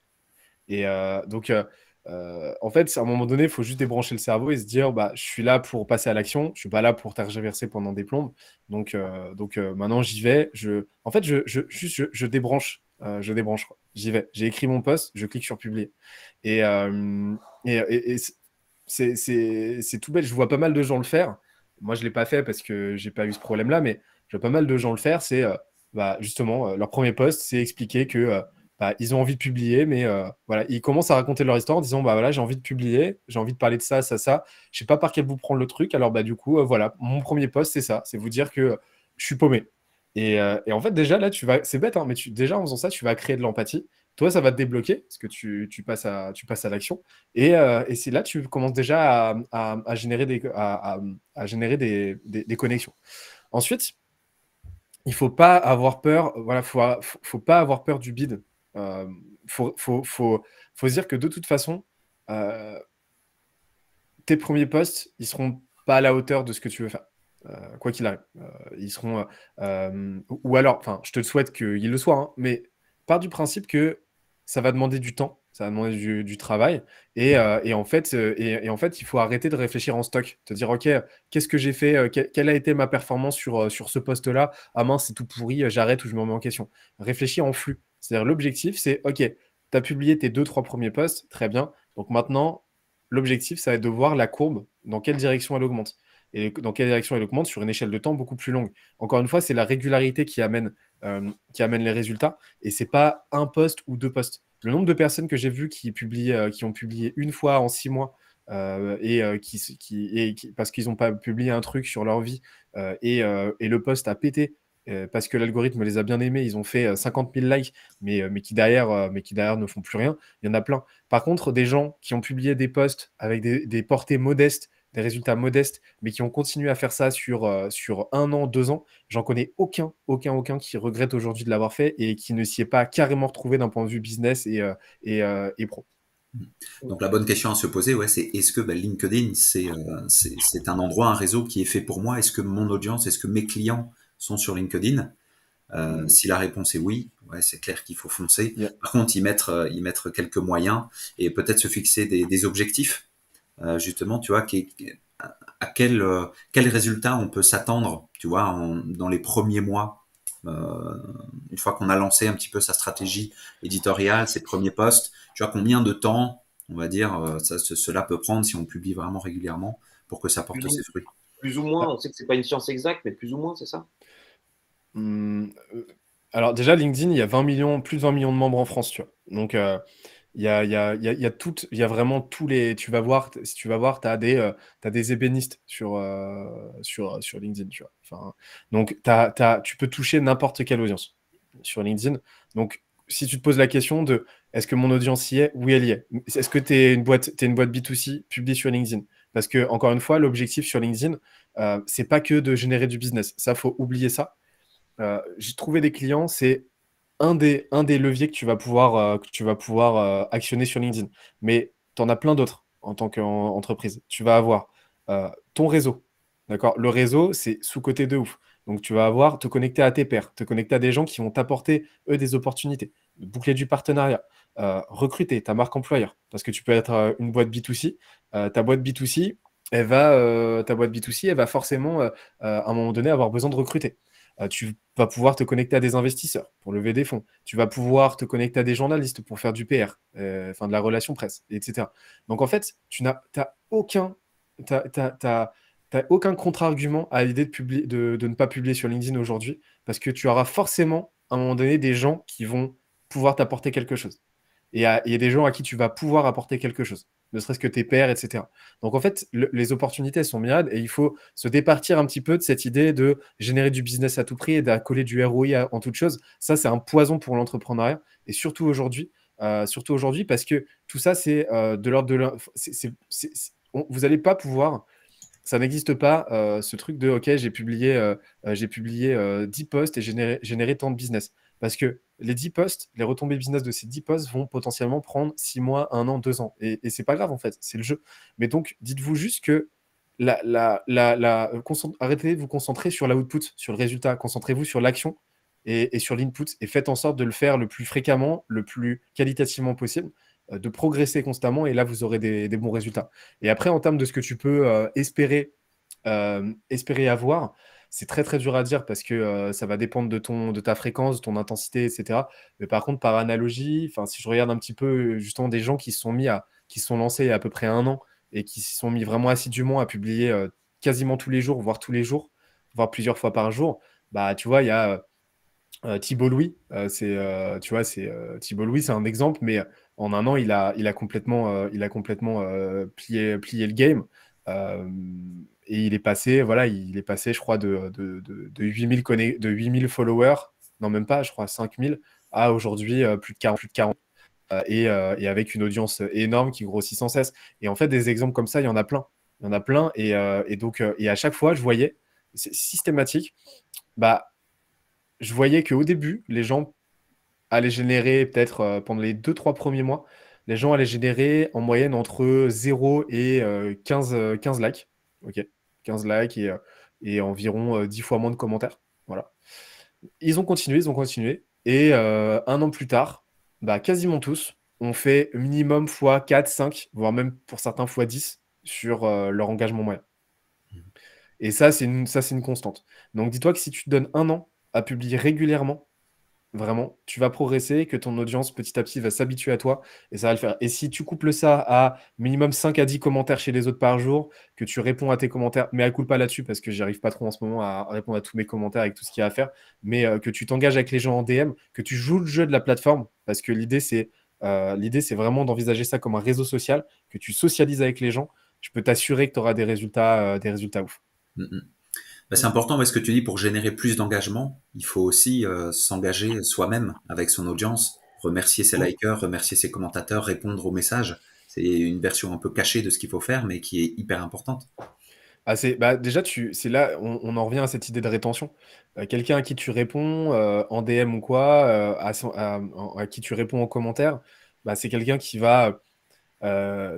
avec qui tu vas entretenir une relation parasociale. Donc, c'est quelqu'un qui va être beaucoup plus enclin à revenir, tu vois. Et c'est mécanique, en fait. C'est comme dans la vraie vie, quoi. Et après, bah voilà, connecte-toi à tes pairs. Parce que si tu connectes à tes pairs, tu vois, enfin, le meilleur outil, si tu veux percer sur un réseau social, sur LinkedIn ou quoi, c'est ton téléphone. Parce que si tu fais chaque semaine, mettons que chaque semaine, c'est tout bête, hein, mais encore une fois, c'est très organique, ça ne se scale pas. Mais toutes les semaines, tu te dis, OK, je vais faire un call avec 3, 4, 5 de mes pairs, tu vois, avec qui je vais me connecter, je vais échanger avec eux, on va s'échanger de la valeur, etc. On va networker. Et ben, c'est des gens qui, derrière, vont aller s'engager sur tes contenus parce qu'ils te connaissent. Et c'est un truc que j'ai vu, c'est vraiment, il y a une corrélation directe entre la taille et l'activité, la qualité de ton réseau offline et la vitesse avec laquelle tu vas t'implanter sur LinkedIn et avec laquelle tu vas percer indépendamment de la qualité de ton contenu. Et donc ça, c'est vraiment un truc à se dire, c'est LinkedIn, ta portée sur LinkedIn, c'est le reflet de ta portée dans la vraie vie. C'est tout bête, hein, mais vraiment. Là, je voulais répondre à Louis parce que je sais que toi, tu as forcément fait des posts ultra clivants. Mais là-dessus, moi, je voulais répondre à Louis de mon côté par rapport à sa question. J'ai fait un post. D'habitude, moi, quand je fais un post qui est à peu près intéressant, j'arrive à faire entre 3 et 5 000 vues et puis une vingtaine de likes. Voilà, ça fait quelques mois que je suis dessus et ça augmente petit à petit, effectivement, et c'est là où je te rejoins. Par contre, en termes de post clivant, j'en ai fait un qui était très clivant où j'engueulais les Lyonnais parce qu'ils disaient qu'en Alsace, il n'y avait pas de start-up. Et donc, du coup, je disais, bah ouais, bah, il n'y a pas que Paris dans la vie, il n'y a pas que les grandes villes, il y a aussi les petites villes. Et là, j'ai fait un buzz monumental. Et tu parlais justement de tes pairs, et de l'utilité des posts au fur et à mesure. Alors, celui-là, c'est un pic exceptionnel où j'ai fait, je crois, 100 000 vues, quasiment 100 000 vues. J'ai halluciné à chaque fois les likes, machin chose, les partages et tout ça. Et par contre, ce que ça m'a apporté, c'est que là où j'avais pas là où j'avais pas de réseau en Alsace ou très peu de réseau, donc sur les industriels alsaciens, etc. Comme j'ai été partagé par des gens qui sont des industriels alsaciens qui étaient d'accord avec ce que je disais en disant que Lyon c'est moins beau que Strasbourg, donc voilà, et donc du coup derrière ça a enchaîné et on a augmenté étrangement nos clients et pas tout de suite, hein, nos clients sur l'Alsace grâce justement à ce poste-là au fur et à mesure. Et ça nous a fait connaître, etc. etc. Et c'est ça, en fait, hein, le post clivant. Moi, je ne suis pas très fan du post clivant. Je suis plutôt un fan de l'opinion en elle-même. C'est-à-dire que j'ai une opinion, je la dis. Tu es d'accord, tu n'es pas d'accord. Voilà, mais je n'ai pas envie forcément d'opposer l'un à l'autre pour créer en fait ces fameux micro-buzz. Alors, je l'ai fait une fois, mais voilà. Mais je ne sais pas, toi, ce que tu en penses, Benoît, sur le sujet. Alors, chercher le clivage pour le clivage, moi, ça m'intéresse pas trop non plus. Par contre, si on en revient à cette idée de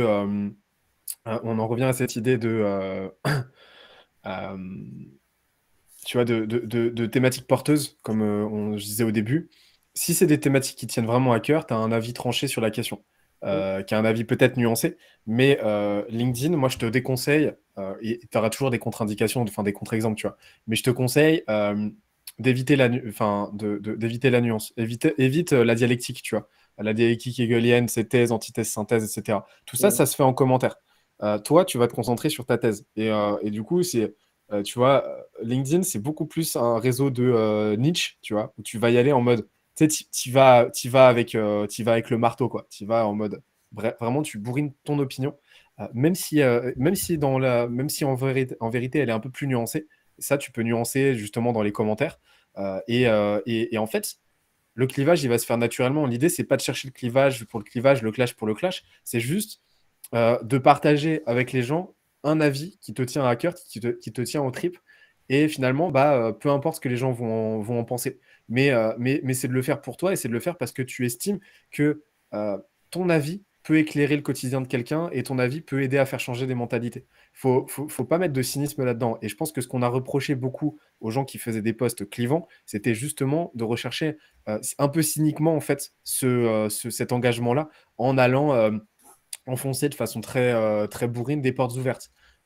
Et je ne connais pas réellement leurs intentions derrière, mais c'est ça qu'on peut leur reprocher. Par contre, un poste qui transpire l'authenticité, la sincérité, qui transpire l'émotion sur une thématique spécifique, même si derrière il y a de la nuance, même si derrière on peut lui opposer des opinions contraires, eh ben, on pourra pas lui reprocher ce cynisme-là en fait. Et donc, tu vois, en fait, le clivage, c'est pas un outil, c'est une conséquence de cette transparence, de cette authenticité et de cette viscéralité. Ouais, je suis assez d'accord avec ça, hein. Effectivement, et le but de mon poste à l'époque, c'était vraiment pas de casser Lyon ou de mettre en avant l'Alsace plus que tout, mais c'est juste de montrer qu'il y avait des super startups en Alsace et que c'était au contraire une région avec avec un sacré potentiel. Donc, voilà. Alors du coup, il y a une question, moi j'ai déjà répondu, mais peut-être que tu pourrais y répondre. Est-ce que ça vous est déjà arrivé de supprimer un poste parce que vous avez blessé des gens ou vous avez fait une connerie? Moi j'ai répondu qu'il faut se relire avant de... Voilà, il y a le poste à chaud et une petite relecture avant pour les fautes d'orthographe et du coup, pour éviter de dire quelque chose où on a un petit doute. Généralement, ce que je dis, c'est que quand tu as un doute, abstiens-toi. Donc, je sais pas, toi, ce que tu en penses sur le sujet. Si tu publies sur des thématiques que tu maîtrises. Ouais, mais blesser quelqu'un, par exemple, Moi, sans faire exprès, tu as dit, je dis dans un post, ouais, ben Benoît, tu vois, par exemple, quand j'ai fait le post en disant que au départ, moi, tu m'insupportais, le fait qu'au départ, tu m'insupportais parce que je te connaissais pas et que je voyais un mec arriver avec la casquette qui donnait des conseils sur comment faire ci, comment faire ça. Je dis, mais attends, mais c'est qui lui? Et après, quand tu t'y intéresses, on y arrive. Et je l'ai fait avec humour parce que je sais que voilà, on peut rigoler avec toi et qu'il n'y a pas de souci. Mais si maintenant tu m'avais écrit un message en DM et tu m'aurais dit, ouais, écoute, Julien, la prochaine fois que tu m'insultes, ça passera pas, quoi. Tu vois, ça aurait pu être un truc, ça aurait pu arriver sur un truc comme ça, hein, mais ouais. j'y ai réfléchi puis je me suis dit non, ça va passer. Ah, mais j'étais foudrageant. Ouais, putain, ouais. D'ailleurs, à 14h sous le préau, je te déglingue. Ah, direct, à la sortie du collège, t'inquiète, on se la colle. Mais non, moi, ça m'est jamais arrivé. Après, c'est sûr, voilà, tout le monde a le droit à l'erreur, tu vois. Enfin, par contre, pour moi, il vaut mieux toujours faire preuve de bon sens, de bienséance, etc. Mais pour moi, il vaut mieux, enfin, ouais, si tu fais juste les choses avec bon sens, il n'y a pas de, tu vois, il y a pas de risque sous-jacent. Ouais. Et puis, si jamais, oui, comme tu as un doute, tu demandes la permission, tu vois. Enfin, tu peux très bien, si tu écris quelque chose sur quelqu'un, en particulier, si tu as un doute sur ton propos, on va lui dire, ouais, ça te pose un problème si je le tourne comme ça. Et puis après, si tu parles d'un sujet un petit peu plus général, un petit peu plus touchy, et rien ne t'empêche d'y aller un petit peu plus avec des pincettes. Mais encore une fois, c'est censé être un sujet que tu maîtrises. Et si tu ne le maîtrises pas, à toi de mettre en avant justement ce manque de maîtrise, cette incompétence dans ton poste pour pas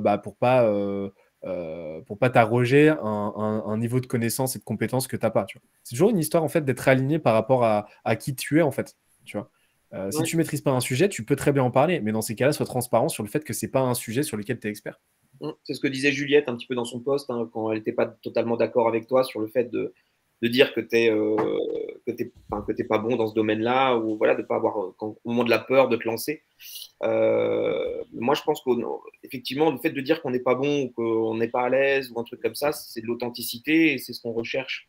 C'est ce qu'on recherche en tout cas dans la relation que tu vas créer avec ton audience, avec tes pairs ou un truc. Dire, bah voilà, je suis pas le champion du monde et le Benoît est ultra confiant de maintenant. Je suis persuadé que son premier poste, il n'était pas super ultra confiant dès le départ, quoi. Ça vient au fur et à mesure, je pense. Ah bah, alors déjà, je suis toujours pas ultra confiant. C'est juste que j'ai complètement décorrélé euh, mon profil LinkedIn de qui je suis. Voilà, on appelle ça les relations parasociales. Voilà, je sais que la personne que je suis, la personne que tu es, la personne que Julien est qu'on est sur LinkedIn, c'est des avatars. On est tous des avatars sur LinkedIn.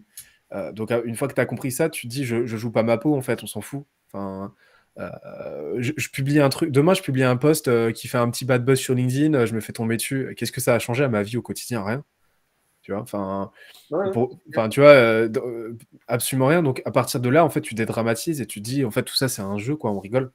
On rigole et là, tu te détends et faut y aller en décontraction. Et il n'y a que la décontraction qui te permet d'y aller, sans trop te prendre la tête. Et la prise de tête, c'est la pire des choses. Vraiment, ça, je peux te dire. Comme par exemple, moi, j'ai été éduqué à la version commerciale à l'ancienne. Ça fait 20 ans qu'on fait ce métier, Julien et moi. Du coup, moi, j'aime bien me marrer. Enfin, tu l'attends. Bon, là, je pense qu'on l'aura bien compris. Et j'ai mis longtemps avant de mettre des commentaires, pas des posts encore, j'ai encore un peu de mal, mais des commentaires à la con sous les posts des gens que je suis et que j'aime bien. Et j'ai commencé avec toi, je l'ai fait avec Cédric Costa, voilà, où on a bien rigolé. Voilà, et donc au fur et à mesure, et ça permet de montrer qui je suis, justement, quel est mon avatar. Et les gens ont envie d'en savoir plus, et c'est comme ça, on arrive sur le fil conducteur. C'est comme ça que les gens ils vont s'intéresser à moi, pas forcément à Fine Customer tout de suite, mais en tout cas à moi dans un premier temps, peut-être à l'histoire des Juliens, etc., etc. Et après, dans un second temps, troisième temps, quatrième temps, arriver sur Fine Customer. Donc voilà, donc là, ça fait 1 heure qu'on est en train de papoter. Je pense qu'on pourrait encore papoter pendant X 1000 heures. Si vous avez des questions, on va faire encore 5 minutes de questions-réponses, à moins que Benoît veuille aller s'auto-digérer loin de nous. Mais si vous avez des questions, n'hésitez pas, c'est le moment. Pour les 43. À la rigueur, peut-être parce qu'effectivement, on a beaucoup parlé post, inbound, commentaires, stratégie éditoriale, etc. Mais il y a beaucoup de personnes dans l'audience qui envoient aussi des messages, la partie peut-être plus outbound. C'est vrai qu'on n'en a pas du tout parlé, mais voilà, est-ce que la prospection sur LinkedIn, ça marche encore? Faut-il envoyer des emails? Faut-il demander les gens en relation dans son réseau, avec notes, sans notes? Est-ce que rapidement on peut se prendre encore 5 minutes pour parler outbound et puis peut-être que tu as des expériences, des statistiques sur le sujet, Benoît? Ouais, alors, en toute transparence, j'en ai énormément. Avant, j'avais une agence j'avais une micro-agence d'outbound, tu vois, donc on en faisait beaucoup. Et LinkedIn, c'était vraiment notre LinkedIn école d'email, c'était vraiment les sujets sur lesquels on s'illustrait. On était bien reconnus, tu vois. On a d'ailleurs pas mal traîné ça sur les premiers mois de Scalesia, parce que les gens pensaient qu'on faisait toujours ça. Mais du coup, ça fait un moment que j'en ai pas fait, tu vois, en toute transparence. Par contre, les mécaniques, c'est toujours les mêmes. Sur ton outbound, donc là, vraiment, outbound, c'est quoi? C'est vraiment aller contacter une audience froide qui ne te connaît pas. Quel que soit le réseau, c'est toujours le triptyque entre la qualité de ton audience, donc la qualité de ton ciblage, la qualité de ta data et la qualité de ton copywriting, donc de ce que tu vas adresser, qui est corrélé à la qualité de ton offre, de ton positionnement, etc. Donc tu as tout l'aspect stratégique qui va graviter autour. Donc voilà, ton positionnement, ta brand, l'optimisation de ton profil aussi, super important. Mais voilà, et donc en fait, ce triptyque-là, l'avantage sur LinkedIn, c'est que il est assez facile à résoudre. Déjà, la partie segmentation et data, déjà, de base, utilise Sales Navigator. Donc tu sais, c'est le service premium de LinkedIn. Ça coûte, tu as 1 mois gratuit et après, c'est 70 balles par mois. Franchement, no-brainer, c'est un indispensable, vraiment un indispensable. Et à partir de là, tu vas pouvoir segmenter de façon très précise tes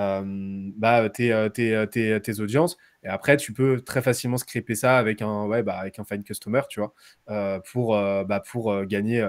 Voilà, pour pas trop te prendre la tête parce que c'est un petit peu, ça peut être vite un petit peu relou d'automatiser ça, quoi. Et ensuite, une fois que tu as ton audience, là, on arrive à la partie copywriting. Donc là, la partie copywriting, c'est le message que tu vas envoyer. Sur LinkedIn, c'est très court. Tu as très peu de temps, très peu de place. Les gens n'ont pas le temps, d'accord. C'est vraiment un chat. Dis-toi que les gens, pour la plupart, soit ils sont là pour faire du business eux, soit ils sont pas là du tout pour du business. Donc, tu dois vraiment y aller en mode conversationnel et te dire que là, tu vas être sur un chat. Donc, des messages très courts, oublie les signatures et va vraiment droit au but. Et ton objectif, là, ton but, justement, c'est pas de vendre ton truc, c'est d'apporter de la valeur, de créer un échange autour d'une thématique spécifique. Après, encore une fois, ça, c'est un curseur, hein, parce que si tu réussis à cibler une audience qui, tu le sais, est très intentionniste et que tu as un produit qui est vraiment irrésistible, et ben, tu peux y aller de façon un petit peu plus frontale. Donc, c'est toujours des ajustements à faire et des itérations. Il n'y a pas de méthode miracle. Mais c'est toujours de la simplicité, de la clarté, de la précision, de la cohérence. On écrit des messages très courts. Chaque mot doit avoir une fonction. Une phrase égale une idée. D'accord. Et un message égale une action. Ok, donc évite les trucs à rallonge, ça ne marche pas. Donc justement, Euh, très court, c'est quoi? C'est deux phrases, c'est Course, trois phrases, course, c'est ça dépend. Bah, ça dépend L'idée, c'est de séquencer en fait. Donc, ça va vraiment dépendre. Premier message, moi, je te conseille déjà note. C'est soit une note très courte, soit pas de note. D'accord? Dans ton invitation. Donc, vraiment, t'envoies l'invitation telle quelle, telle quelle. Tu peux tester, mais en général, c'est ce qui me génère le plus d'acceptation. Message 1, ensuite, moi, je te conseille maximum 2 scrolls. Non, un scroll, pardon. Donc, c'est en gros pour afficher l'intégralité du message sur le desktop. Tu as besoin de scroller qu'une seule fois, grand maximum. Donc, tu vois, c'est très court. Et puis après, des relances plus courtes, en mode vraiment une ligne. Tu sais, sur LinkedIn, un truc qui marche très très bien aussi, c'est genre en relance, c'est juste un point d'interrogation. Tu vois, ça marche très bien. Vraiment, on est sur un chat, donc c'est de l'humain. Il faut de l'humain. Donc, éviter le corporate au chiant, encore une fois, éviter le contenu aseptisé et envoyer des choses de façon authentique. Un truc qui marche très bien, c'est ne mettez pas de points à la fin de vos phrases. Voilà, laissez des signaux que vous êtes un humain, quoi. Voilà, exactement comme sur un chat. Quand on est sur un chat, en fait, on ne met pas de points à la fin de ses phrases. Bah là, c'est pareil. Et plus vous allez jouer ce jeu-là, encore une fois, l'idée, c'est pas de faire des fautes intentionnellement, mais plus vous allez envoyer ces petits signaux, et mieux ça se passera. Envoyez de la valeur, d'accord. Dites-vous que votre interlocuteur, il a potentiellement un problème à résoudre, et que là, vous n'êtes pas là pour lui vendre un truc, ça sera la conséquence, mais vous êtes là pour l'aider à résoudre son problème, et pour lui faire savoir que vous pouvez l'aider à résoudre son problème. Et un autre outil qui fonctionne super bien, c'est les vocals, c'est les notes vocales. Mais ça ne s'automatise pas, ça se fait via l'application. Mais franchement, moi, je vous conseille, contactez 10 personnes par jour. Sur 10 personnes, vous allez en avoir, si votre profil est bien optimisé, vous allez en avoir 5 qui vont vous accepter. Sur les 5, vous prenez à chaque fois 30 secondes pour vous enregistrer une petite note vocale. Je peux vous assurer que si vous avez bien segmenté, vous avez bien ciblé, vous allez générer au moins 3 échanges et potentiellement 1 à 2 rendez-vous par jour comme ça. Et ça va vous demander très très peu de temps. Et après, bah, si vous voulez, je peux vous donner des petits exemples de copywriting, etc. C'est Pour très que vous demandé voyez en un fait. peu à quoi ça ressemble. François a insisté, JP aussi, donc quelques petits exemples. Et il y avait aussi les tools que tu utilisais justement pour tout ce qui Ouais. était analysé, l'hashtag Finder, l'analytics et tout ça. Yes. Alors, bah, ça, je vous dis ça juste après. Hop. Je partage mon écran. Donc, hop là, alors attendez. Hop là. Donc, vous voyez, hop. Attendez. Je vais regarder un truc. Voilà. Donc, en gros, là, l'idée, ça, c'est un exemple d'une campagne qu'on a lancée qui est là pour le coup, et a vraiment pour objectif de générer du rendez-vous qualifié. Donc, c'est pour vous dire que ça peut marcher. Encore, tout dépend de la nature de votre business. Si vous avez un business qui est un produit qui est painkiller, donc vraiment, en gros, euh, euh, votre truc, c'est de vendre, en gros, votre produit, il résout un problème vraiment douloureux, d'accord? Douloureux, urgent, reconnu. Donc, vous vendez du Nurofen Flash à un migraineux, ok? Et ben là, vous pouvez y aller de façon plus frontale. Par contre, si vous vendez si vous avez un produit vitamine, c'est-à-dire un produit qui ne va pas venir résoudre un problème douloureux, urgent, reconnu, mais qui va venir faire de la prévention sur un futur problème douloureux et urgent. Je ne sais pas, par exemple, euh, vous venez optimiser les j'ai pas d'exemple qui me vient là. Mais voilà, les gens, en gros, ne se bousculent pas à votre porte. Par contre, quand vous bossez avec eux, vous leur apportez vraiment du résultat. Là, allez-y de façon un petit peu plus soft. Et donc là, on a un exemple de business painkiller. Et on s'adresse à des organismes de formation et on leur vendait de la data pour les aider à optimiser leur référencement sur mon compte formation. Donc, première étape, le body, première étape, la note de l'invitation, on n'envoie pas de note. Donc, vraiment une invitation vide. Pour ceux qui acceptent ensuite, 8 heures plus tard, on leur envoie bonjour prénom, ravi de cette connexion. Je prends contact avec vous car je souhaite en apprendre plus sur la façon dont l'entreprise trouve ses apprenants. Nous avons développé une technologie qui aide les organismes de formation à se positionner tout en haut des recherches Mon compte formation pour capter un maximum de demandes. Entre parenthèses, vaste sujet, 3 petits points, on en discute. Là, ça paraît tout bête, mais on a appliqué un framework que j'ai développé qui s'appelle le CPPC. C'est quoi? C'est contexte. D'abord, on va contextualiser. Ok, donc l'idée c'est que l'interlocuteur en une phrase nous situe ou nous resitue. Donc là, en une phrase, on lui rappelle ici qu'il nous a accepté, qui nous a accepté sur LinkedIn il n'y a pas longtemps et que donc il faut qu'il dise la suite parce qu'on a potentiellement un truc à lui dire. Ensuite, une fois qu'on a contextualisé ici, là on lui pose une question. Et la question ici, on lui donne une marque de curiosité en fait ici. J'aimerais en apprendre plus sur la façon dont l'entreprise trouve ses apprenants. Et en fait, cette question, elle va venir introduire cette idée d'échange. Donc, elle va suggérer qu'on a besoin d'une information de sa part. Et en même temps, on va imbriquer dans sa tête un problème, le problème potentiellement douloureux qu'on va venir résoudre. Et donc là, on s'adresse à quelqu'un. C'est exactement comme si je venais vous voir et que je vous disais salut, j'ai l'impression que tu as mal à la tête là. Et là, vous êtes en pleine migraine. Forcément, vous allez m'écouter. Donc là, il est en train de penser à sa problématique, c'est je ne trouve pas d'apprenants pour mes formations. Et là, bim, proposition de valeur. Nous avons développé une technologie qui aide les organismes de formation à se positionner tout en haut des recherches Mon compte formation pour capter un maximum de demandes. Et là, donc, bim, je lui apporte une solution directement à son problème. Et je lui permets de se projeter. Enfin, là, la projection, elle est un petit peu plus succincte ici. Mais en général, je vais rajouter une projection pour lui dire concrètement, ça permet aux organismes de formation de remplir 10 fois plus rapidement X fois plus rapidement leur session. Mais là, je vais me contenter d'un petit vaste sujet pour accentuer le fait que c'est un sujet compliqué. Et je finis par un appel à l'action. Donc le dernier C, call to action, on en discute. Call to action très simple, très soft. D'accord. L'objectif, c'est vraiment de générer une interaction avec lui et pas de lui envoyer un Calendly, etc. Non, on veut une réponse d'abord écrite. Ensuite, 4 jours plus tard, pour ceux qui n'ont pas répondu, là, on va lui permettre de se projeter un petit peu plus. Donc, on va développer cette partie-là. Bonjour, prénom. Voici un peu plus d'informations sur la façon dont nous aidons les OF à remplir leur session. Un petit bit.ly pour traquer des clics et qui va apporter un détail, une étude de cas, etc. En bref, nous aidons à se positionner tout en haut des recherches Mon compte formation pour capter un maximum de la demande.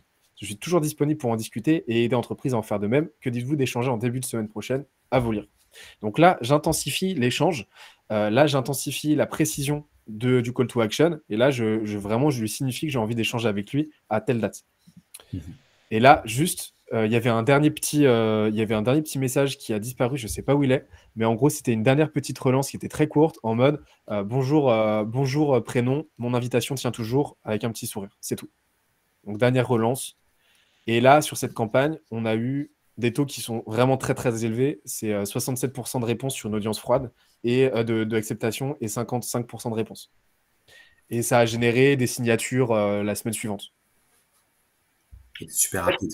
Moi, ça me parle énormément parce que c'est exactement, c'est typiquement ce genre de choses que je dis à mes clients, etc., qui me posent des questions, puisque voilà. Mais en gros, moi, je leur dis, c'est comme si maintenant vous étiez commercial avec votre petite mallette et vous alliez voir quelqu'un et la première phrase que vous lui dites, c'est achète mon produit. Et tu as 99% des gens sur LinkedIn qui font cette erreur. Moi, il y a quelqu'un qui vient me voir, même s'il a le meilleur produit du monde et qui me dit tout de suite achète mon produit sans me parler. D'ailleurs, en gros, quand je dis achète mon produit, c'est un résumé de regardez tout ce qu'on fait, c'est génial, c'est beau, c'est etc.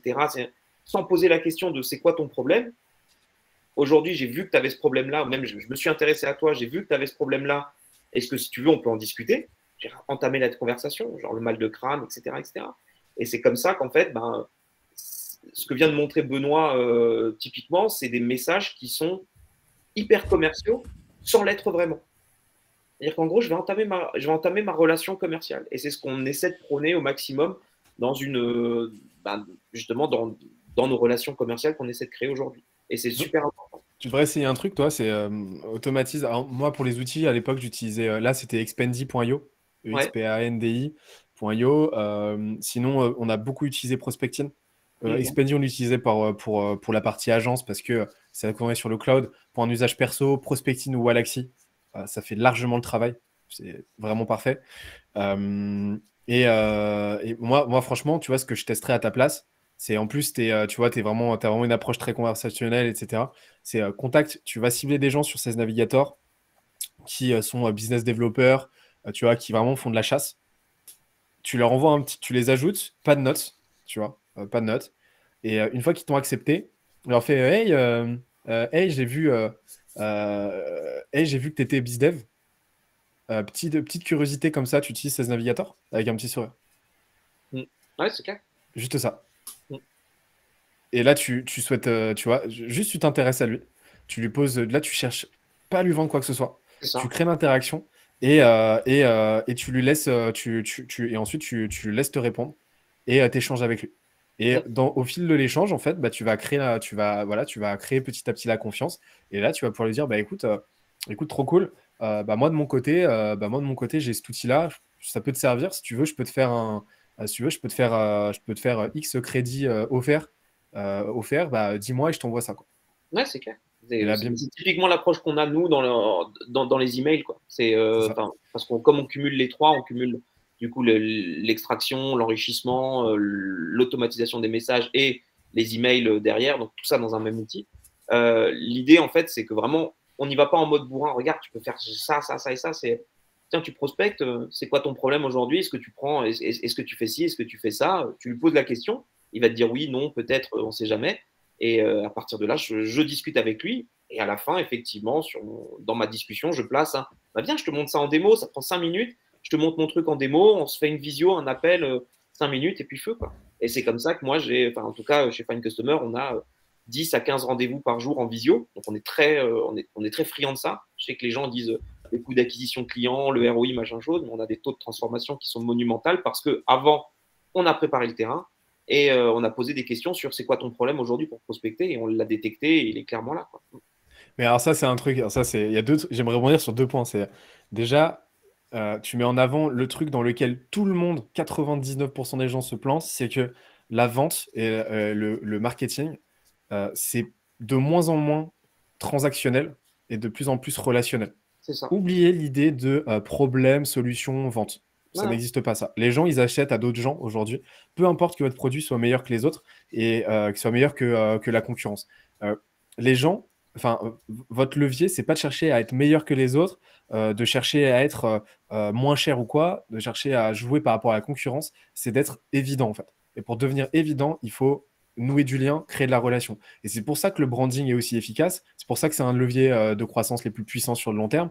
C'est pour ça que les sales qui prennent le temps d'apporter de la valeur, de discuter, qui ne courent pas après la vente, qui ne poussent pas la vente, c'est ceux qui vendent le plus sur le long terme. C'est uniquement pour ça. Donc, oubliez ça, oubliez cette idée d'à tout prix être frontaux, etc., et de générer du rendez-vous. C'est la pire façon de faire.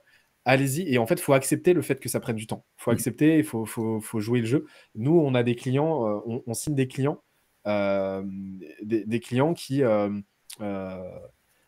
avec qui ça a pris 2 ans. Et en l'espace de ces 2 ans, on n'avait quasiment pas entendu parler d'eux. Et aujourd'hui, ils reviennent. Là, ils sont prêts. Le timing est opportun de leur côté. Et bim, ça signe très vite, quoi.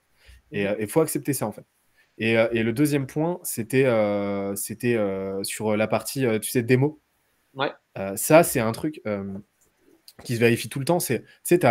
Surtout quand tu débutes, tu as une masse, t'as une idée de masse critique dans ton portefeuille client qui est extrêmement importante. C'est-à-dire qu'en gros, plus tu vas signer des clients, plus chaque client unitairement va être facile à signer. Parce que tu as cet effet de réseau social, tu as cette preuve, cet effet de réseau, tu as cette preuve sociale, tu as cet organique et cette recommandation, ce bouche-à-oreille qui va venir de plus en plus. Ton discours, par effet de bord, en plus, il va s'affiner. Toi, tu seras de plus en plus à l'aise à l'idée de vendre, etc. Et donc, en fait, faut pas avoir peur, même si tu es sur un produit au début avec un petit panier moyen, que tu es un SaaS ou quoi, faut surtout pas avoir peur au début de prendre le temps de discuter avec chaque personne, de les closer, de les onboarder à la main, même si derrière, ils te payent 50 euros. Parce que, encore une fois, tu joues à long terme. Et au début, tu dois être prêt à faire des trucs qui ne scalent pas, qui ne s'automatisent pas, et tu dois être prêt à signer tes 100 premiers clients manuellement en y allant au charbon, quoi. Et ça, c'est un truc que beaucoup trop de gens ne veulent pas faire. Ils veulent pas, tu vois, se confronter au marché, ils veulent pas faire le truc, et souvent, bah, ils se plantent, quoi. Parce que il n'y a pas de formule miracle. Ça En fait, n'existe pas. il y a une statistique qui est assez folle chez nous, c'est-à-dire qu'en gros, on est relativement, voilà, on est dans la visio, dans la démo, je montre l'outil, je rigole beaucoup, je les suis beaucoup, on a beaucoup de SAV qui fonctionnent très bien et que voilà, les gens nous acceptent. Et en fait, il y a une métrique qui est super importante chez nous pour dire qu'on est dans le vrai, c'est-à-dire qu'on est en gros, on est un SaaS à l'ancienne. C'est un SaaS qui a envie d'avoir de la croissance, mais avec une relation client à l'ancienne. Et ça, les gens, ils adorent. Et du coup, on a un taux de churn qui est inférieur à 1%. Et ça, c'est une stat qui veut dire que les gens, ils restent, quoi. Ceux qui partent, c'est ceux qui sont les sauteurs, de ce que j'appelle les papillons, qui vont d'une fleur à une autre, voilà, etc. Mais l'idée, c'est vraiment ça, c'est d'avoir ce churn inférieur à 1%, c'est parce que tout simplement, les gens, quand ils appellent les Juliens, il y a le branding de l'image des Juliens, voilà, sympathique, tout ça.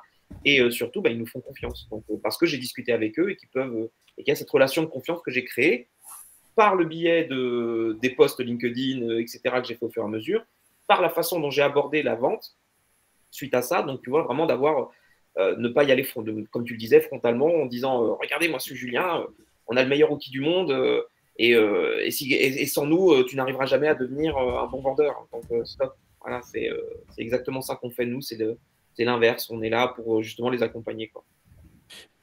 Tu mets le doigt sur un truc, c'est déjà l'idée de confiance, et en fait, qui est très corrélée à l'idée de rétention. Tu sais, dans le growth, tu as le framework R, tu sais. Et le R, historiquement, c'est 5 leviers de croissance. C'est ton acquisition, l'activation. Donc, acquisition, tu génères ton lead, la personne s'intéresse à toi. Activation, elle comprend la valeur, et du coup, soit elle devient client, soit elle installe ton app. Enfin, voilà.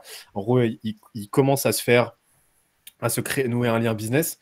Rétention, elle reste le plus longtemps possible. Referral, elle fait venir des potes. Et revenu, tu monétises le plus possible la collaboration. Et en fait, tu vois, tout le monde ne jure que par l'acquisition aujourd'hui. Et tout, tu vois, générer du lead dans tous les sens, etc. Et moi, en fait, ce que je réponds, c'est que déjà, il y a un levier de croissance qui vient avant l'acquisition, tu vois, qui est corrélé à l'acquisition, mais dont personne ne parle, c'est l'awareness. C'est ta visibilité, c'est à quel point ton audience cible, elle te voit, elle te connaît et elle t'a en tête. Et ça, pour moi, c'est le levier de croissance aujourd'hui le plus important. Parce qu'aujourd'hui, on est dans une ère en anglais, on dit eyeballs, on est dans de regard, en fait. L'objectif, c'est qu'il y ait un maximum de globes oculaires tournés vers toi, qui te regardent constamment. Et pourquoi? Parce que l'objectif, c'est qu'ils pensent à toi au moment où ils auront un problème, où ils auront le problème que tu peux résoudre. Et la deuxième levier de croissance le plus important, tu l'as très bien dit, Julien, c'est la rétention. Parce que la rétention, c'est quoi? C'est synonyme déjà d'un bon positionnement, donc d'un bon marketing, d'un bon produit, donc d'une satisfaction client. Et donc, satisfaction client dit que les clients ils vont en parler autour d'eux, donc d'un referral, donc d'un bouche à oreille, donc d'une acquisition organique. Et c'est là que tu as une boucle de croissance qui se met en place. Donc, en fait, si dans votre business, vous vous assurez d'être le plus vu possible par votre audience sur LinkedIn, sur les canaux que vous voulez, et que d'avoir la rétention la plus élevée possible, corrélée à la satisfaction client la plus élevée possible, vous avez tout gagné. Et là, l'acquisition, en fait, elle devient un peu secondaire parce que déjà, elle va se faire toute seule.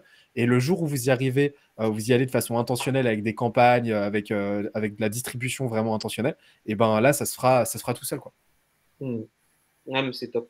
C'est top. Alors, je vois que les gens ils partent au fur et à mesure. Est-ce que parce qu'il est quand même vite, il est quand même 13 heures. Moi je suis lancé, hein. On peut parler jusqu'à dimanche soir, hein. C'est parti. Donc, du coup, on va commencer l'après-midi ensemble. Non, mais voilà. Est-ce que les 36 restants ont encore des questions, des demandes sur Benoît? Parce que là, il a l'air d'être chaud comme une baraque à frites. Donc, c'est parti, quoi. Donc, si vous avez des questions, c'est le moment. Vous pouvez encore les outils, #Finder, etc. Flavien, il insiste là-dessus.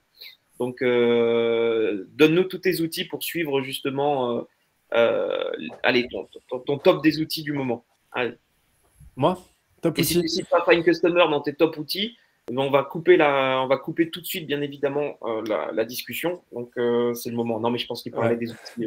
Ouais, des outils LinkedIn. alors pour LinkedIn, il y a plusieurs. Je suis pas, moi, je suis moins outil ces derniers temps, mais Shield, donc l'outil que je vous ai montré tout à l'heure, Analytics, là, c'est SHIELD app.ai. Je vous mets le lien.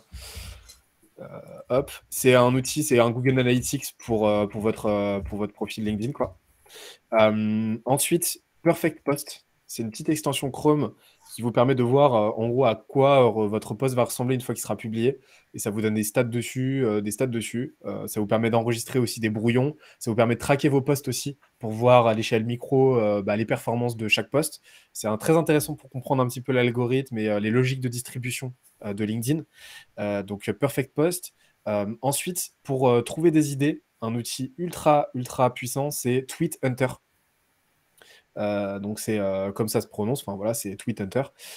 C'est un outil qui vous fait de la curation grâce à une IA sur Twitter de contenu en lien avec des mots-clés spécifiques et des contenus qui ont reçu pas mal d'engagement. Et ce qu'il faut savoir, c'est que sur Twitter, la qualité de contenu, elle est démentielle, elle est largement supérieure à LinkedIn. Et donc, ça vous permet de vous créer un corpus en fait d'inspiration inspirationnel dans lequel puiser pour vos thématiques, pour vos idées. Donc l'idée, c'est surtout pas de plagier, de faire du copier-coller, surtout pas, mais ça vous permet de vous inspirer de contenus anglophones qui ont bien marché et de limiter un petit peu l'impact d'une page blanche. Et après, il y a un outil qui s'appelle Trending aussi, Trending, donc Trendin, qui vous permet d'identifier des hashtags intéressants. Moi, perso, les hashtags, j'en utilise pas, j'ai la flemme, je trouve pas ça très beau. Mais si vous voulez des recos sur les hashtags, c'est 3 hashtags maximum. Faites cohabiter des hashtags qui sont sémantiquement pas trop éloignés, mais pas trop proches non plus. Donc, mettez pas marketing automation. Et utilisez des hashtags qui sont à la fois très porteurs, très généralistes et des hashtags de niche. Donc avec à la fois beaucoup d'abonnés, à la fois pas beaucoup d'abonnés. Et comme ça, vous avez un truc intéressant et vous serez bien référencé. Mais les hashtags, pour moi, c'est un peu surfait, quoi.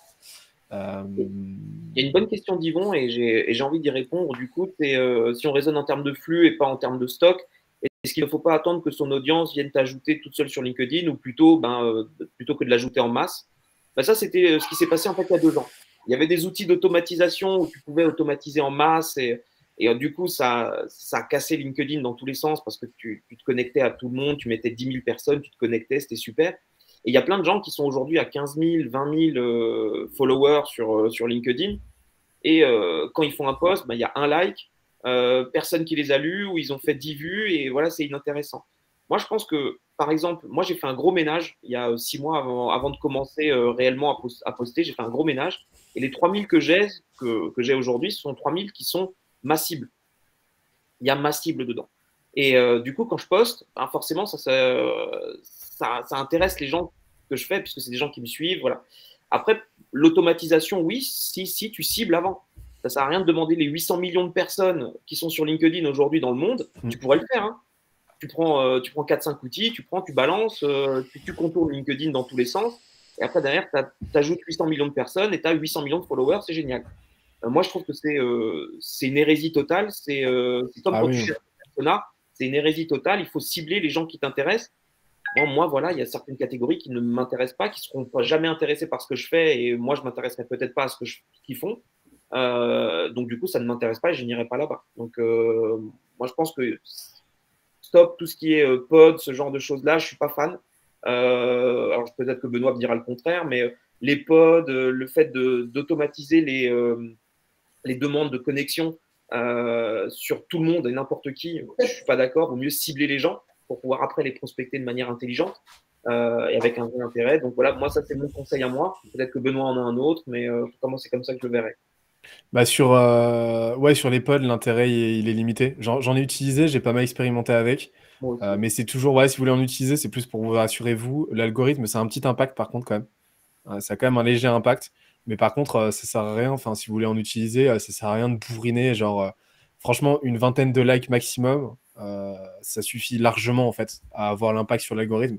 Et aujourd'hui, si vous envoyez un post qui envoie 300 likes, c'est grillé tout de suite. Les gens reconnaissent, quoi. Donc évitez. Après, il y a un truc, tu vois, il y a une technique qui marche, il y a une technique qui marche très très bien. C'est, tu vois, les gens que tu ajoutes qui acceptent ton invitation, automatiquement, bah, l'algo va pousser ton contenu dans leur feed pendant les 2-3 semaines qui suivent. Je ne sais pas si c'est encore le cas là depuis quelques temps, parce que l'algorithme il évolue, mais en tout cas, historiquement, c'est ça qui se passe. Donc, ouais, tu peux faire un truc tout simple, ou avec, tu vois, avec Wallaxy ou quoi, ou ce que tu veux, tu programmes une campagne où tu ajoutes des personnes super ciblées, tu vois, donc vraiment ton client, ton client idéal, tu l'ajoutes. Ceux qui t'acceptent, pour ceux qui t'acceptent, tu vas attendre 2-3 semaines, ok, avant de leur envoyer ton premier message. Pendant ces 2-3 semaines, eh ben, tu vas publier régulièrement du contenu à forte valeur ajoutée, ok, qui va voir passer dans son fil d'actualité. Donc, tu vois, il va voir passer X posts de toi, il va se dire, ah, lui, c'est un expert, ah, lui, il est bon, etc. Et au bout de 2-3 semaines, bah, tu envoies ton premier message, un petit peu comme une fleur, tu vois, et tu crées une conversation. Et là, vu qu'il t'aura vu passer, biais de simple exposition, biais de réciprocité, il sera beaucoup plus enclin à te répondre et ça fonctionne super bien. Et ça, tu peux l'automatiser.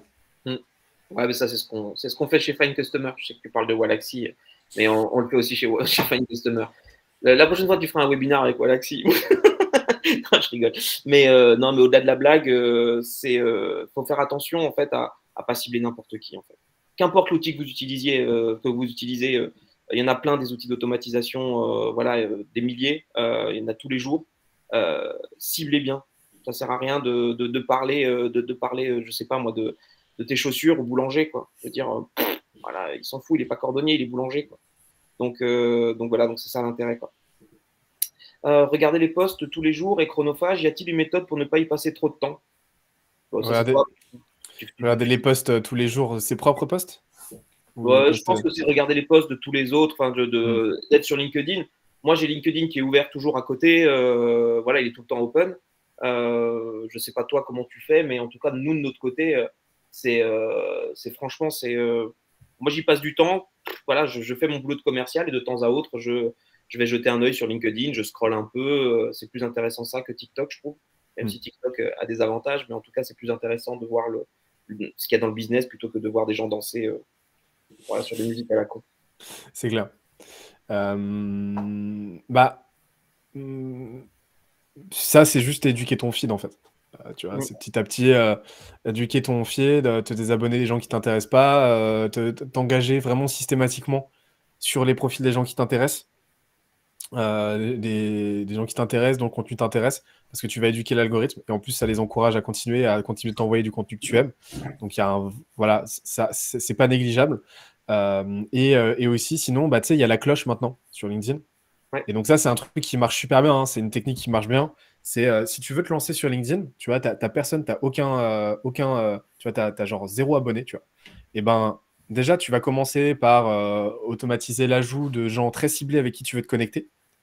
Ok, donc tu vas vraiment être proactif par rapport à ça pour faire gonfler ton réseau de façon qualitative, automatisé ou non, mais vraiment important de le faire.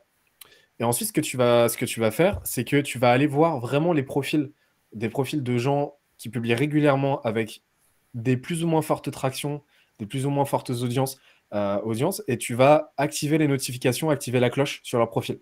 Ce qui fait que dès qu'ils publient, tu vas recevoir une notification sur ton téléphone. Bim, tu te jettes dessus, tu publies un commentaire à forte valeur ajoutée, tu seras dans les premiers. Et donc, tu as de très fortes chances de faire un top commentaire, si ton commentaire est qualitatif, de faire un top commentaire. Et de toute façon, bah, les X premiers milliers de personnes qui vont voir son post vont voir aussi ton commentaire parce que tu feras partie des premiers. Et donc, petit à petit, les gens vont s'intéresser à toi, vont te voir passer, et tu vas avoir cet effet cumulé qui va se créer où les gens vont aller s'abonner à ton profil, etc. Et toi, ça va te mettre en confiance. Et aussi, tu as un effet qui est cool, c'est que bah, les commentaires que tu vas publier, quand il y en a un qui fait top commentaire, ça t'envoie le signal que les gens ont bien aimé ce que tu as raconté. Et donc ça, bim, tu le transformes en post. Et tu sais que ce post-là va marcher. Tu vois. Et donc, tout bête. C'est tout bête, mais encore une fois, il n'y a pas de formule miracle.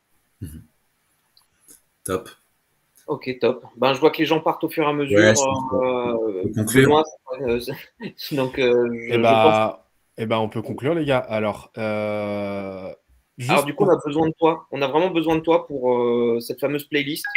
Donc, c'est parti. Alors, j'ai pas une playlist. Par contre, j'ai un playbook pour vous, si vous voulez, pour ceux qui restent. Je vous partage ça. c'est notre playbook en interne. Et en plus, vu que je vous aime bien et que je vous ai tenu la jambe pendant 1 heure et demie, vous n'avez même pas besoin de vous inscrire sur le campus. C'est un playbook avec toute ma stratégie de contenu sur LinkedIn, avec tous voilà. En gros, tout ce qu'on a dit là, mais de façon beaucoup plus poussée et documentée, sur comment comment trouver une idée, les directs de l'écriture sur LinkedIn, comment structurer votre ligne éditoriale ici, comment trouver des idées en continu. Voilà. Donc ça, gros morceau, vous allez voir, ça va vous faire exploser la tête, et ainsi de suite. J'analyse un post ici à forte traction, vraiment de façon, genre vraiment limite mot par mot, quoi. Des exemples de type de post, voilà, une checklist à la fin. Donc ça, c'est cadeau, c'est pour vous. Et en échange, j'ai rien à vous demander en échange. C'est dommage pour les 40, c'est dommage pour les 40 qui n'ont pas voulu rester jusqu'au bout, qui avaient peur peut-être de la partie métal. Mais non, mais on mettra aussi le lien pour ça, on le mettra dans le replay qu'on mettra sur YouTube. On partagera un post aussi pour annoncer le replay, et Benoît du coup récupérera aussi la liste des participants pour communiquer dessus. Mais voilà, l'idée c'est qu'on vous remercie beaucoup d'avoir assisté à ce webinaire. Merci Julien, merci Benoît d'avoir été là. Merci surtout, je répète encore une fois, Benoît. C'est super cool. Moi, c'est vraiment c'est ma rencontre 2021-2022 avec Benoît. Plein d'a priori, il les a tous cassés pour qu'on aime bien s'échanger. Pour la petite info, on aime bien s'échanger des nouveautés qu'on a entendues sur le métal. Et franchement, je suis super content de te connaître, et je te suis. Donc voilà. S'il y en a un ou deux qui viennent se perdre au Hellfest cet été, là, dans l'audience, faites-moi un coucou sur LinkedIn et on s'enverra une petite chape avec plaisir. Ça marche. Moi, je serais au stand Monster Girl. Donc, pareil, hein, dès que vous avez vu la Chopin chez Benoît, vous pouvez venir sur le stand Monster Girl. Voilà, j'espère que ma femme n'entend pas. T'as coupé l'enregistrement, Julien? Non, pas encore. Tu pourras couper au montage cette partie-là, parce que sinon, je vais me faire tuer. Donc voilà. Mais en tout cas, merci Benoît pour tous ces conseils. C'est super activable. Je pense que la communauté Fine Customer qui était présente, qui est toute petite par rapport à celle de Scaledia, aura beaucoup apprécié. Je pense que celle de Scaledia également a apprécié ce moment avec toi. Donc voilà. Avec plaisir. Si vous voulez du love ou quoi, n'hésitez pas à me taguer sur vos posts. Je fais de mon mieux pour aller m'engager sur un max de posts quand on me marque. Donc, n'hésitez pas. Si je le fais pas, m'en voulez pas, mais en général, je le fais. Ça marche. Et essayez le name dropping, ça marche bien comme tactique aussi pour faire plein de... Ouais, non, ça évitez par contre de spammer. Faites de la mention, mais intelligente, quoi. Yes, non, mais merci Benoît, ouais. Merci Benoît. Tout le monde depuis un moment, donc la valeur que tu as apportée ce matin, elle est juste énorme. La Fine Customer Academy, un petit rappel, mais c'est tous les vendredis matin à 11h30. On invite des personnalités toutes les 2 semaines, mais sinon vous pouvez nous retrouver Julien ou moi tous les vendredis matins à 11h30 pour discuter. Et puis c'était un vrai plaisir Benoît ce matin, et donc merci à tous les participants, et puis on est dispo sur LinkedIn pour toutes vos questions, hein. Surtout n'hésitez pas à nous inviter, à nous contacter, on y répond avec grand plaisir. Ciao tout le monde. Allez, salut à tous, bon appétit. Bientôt messieurs, à bientôt Benoît, ciao.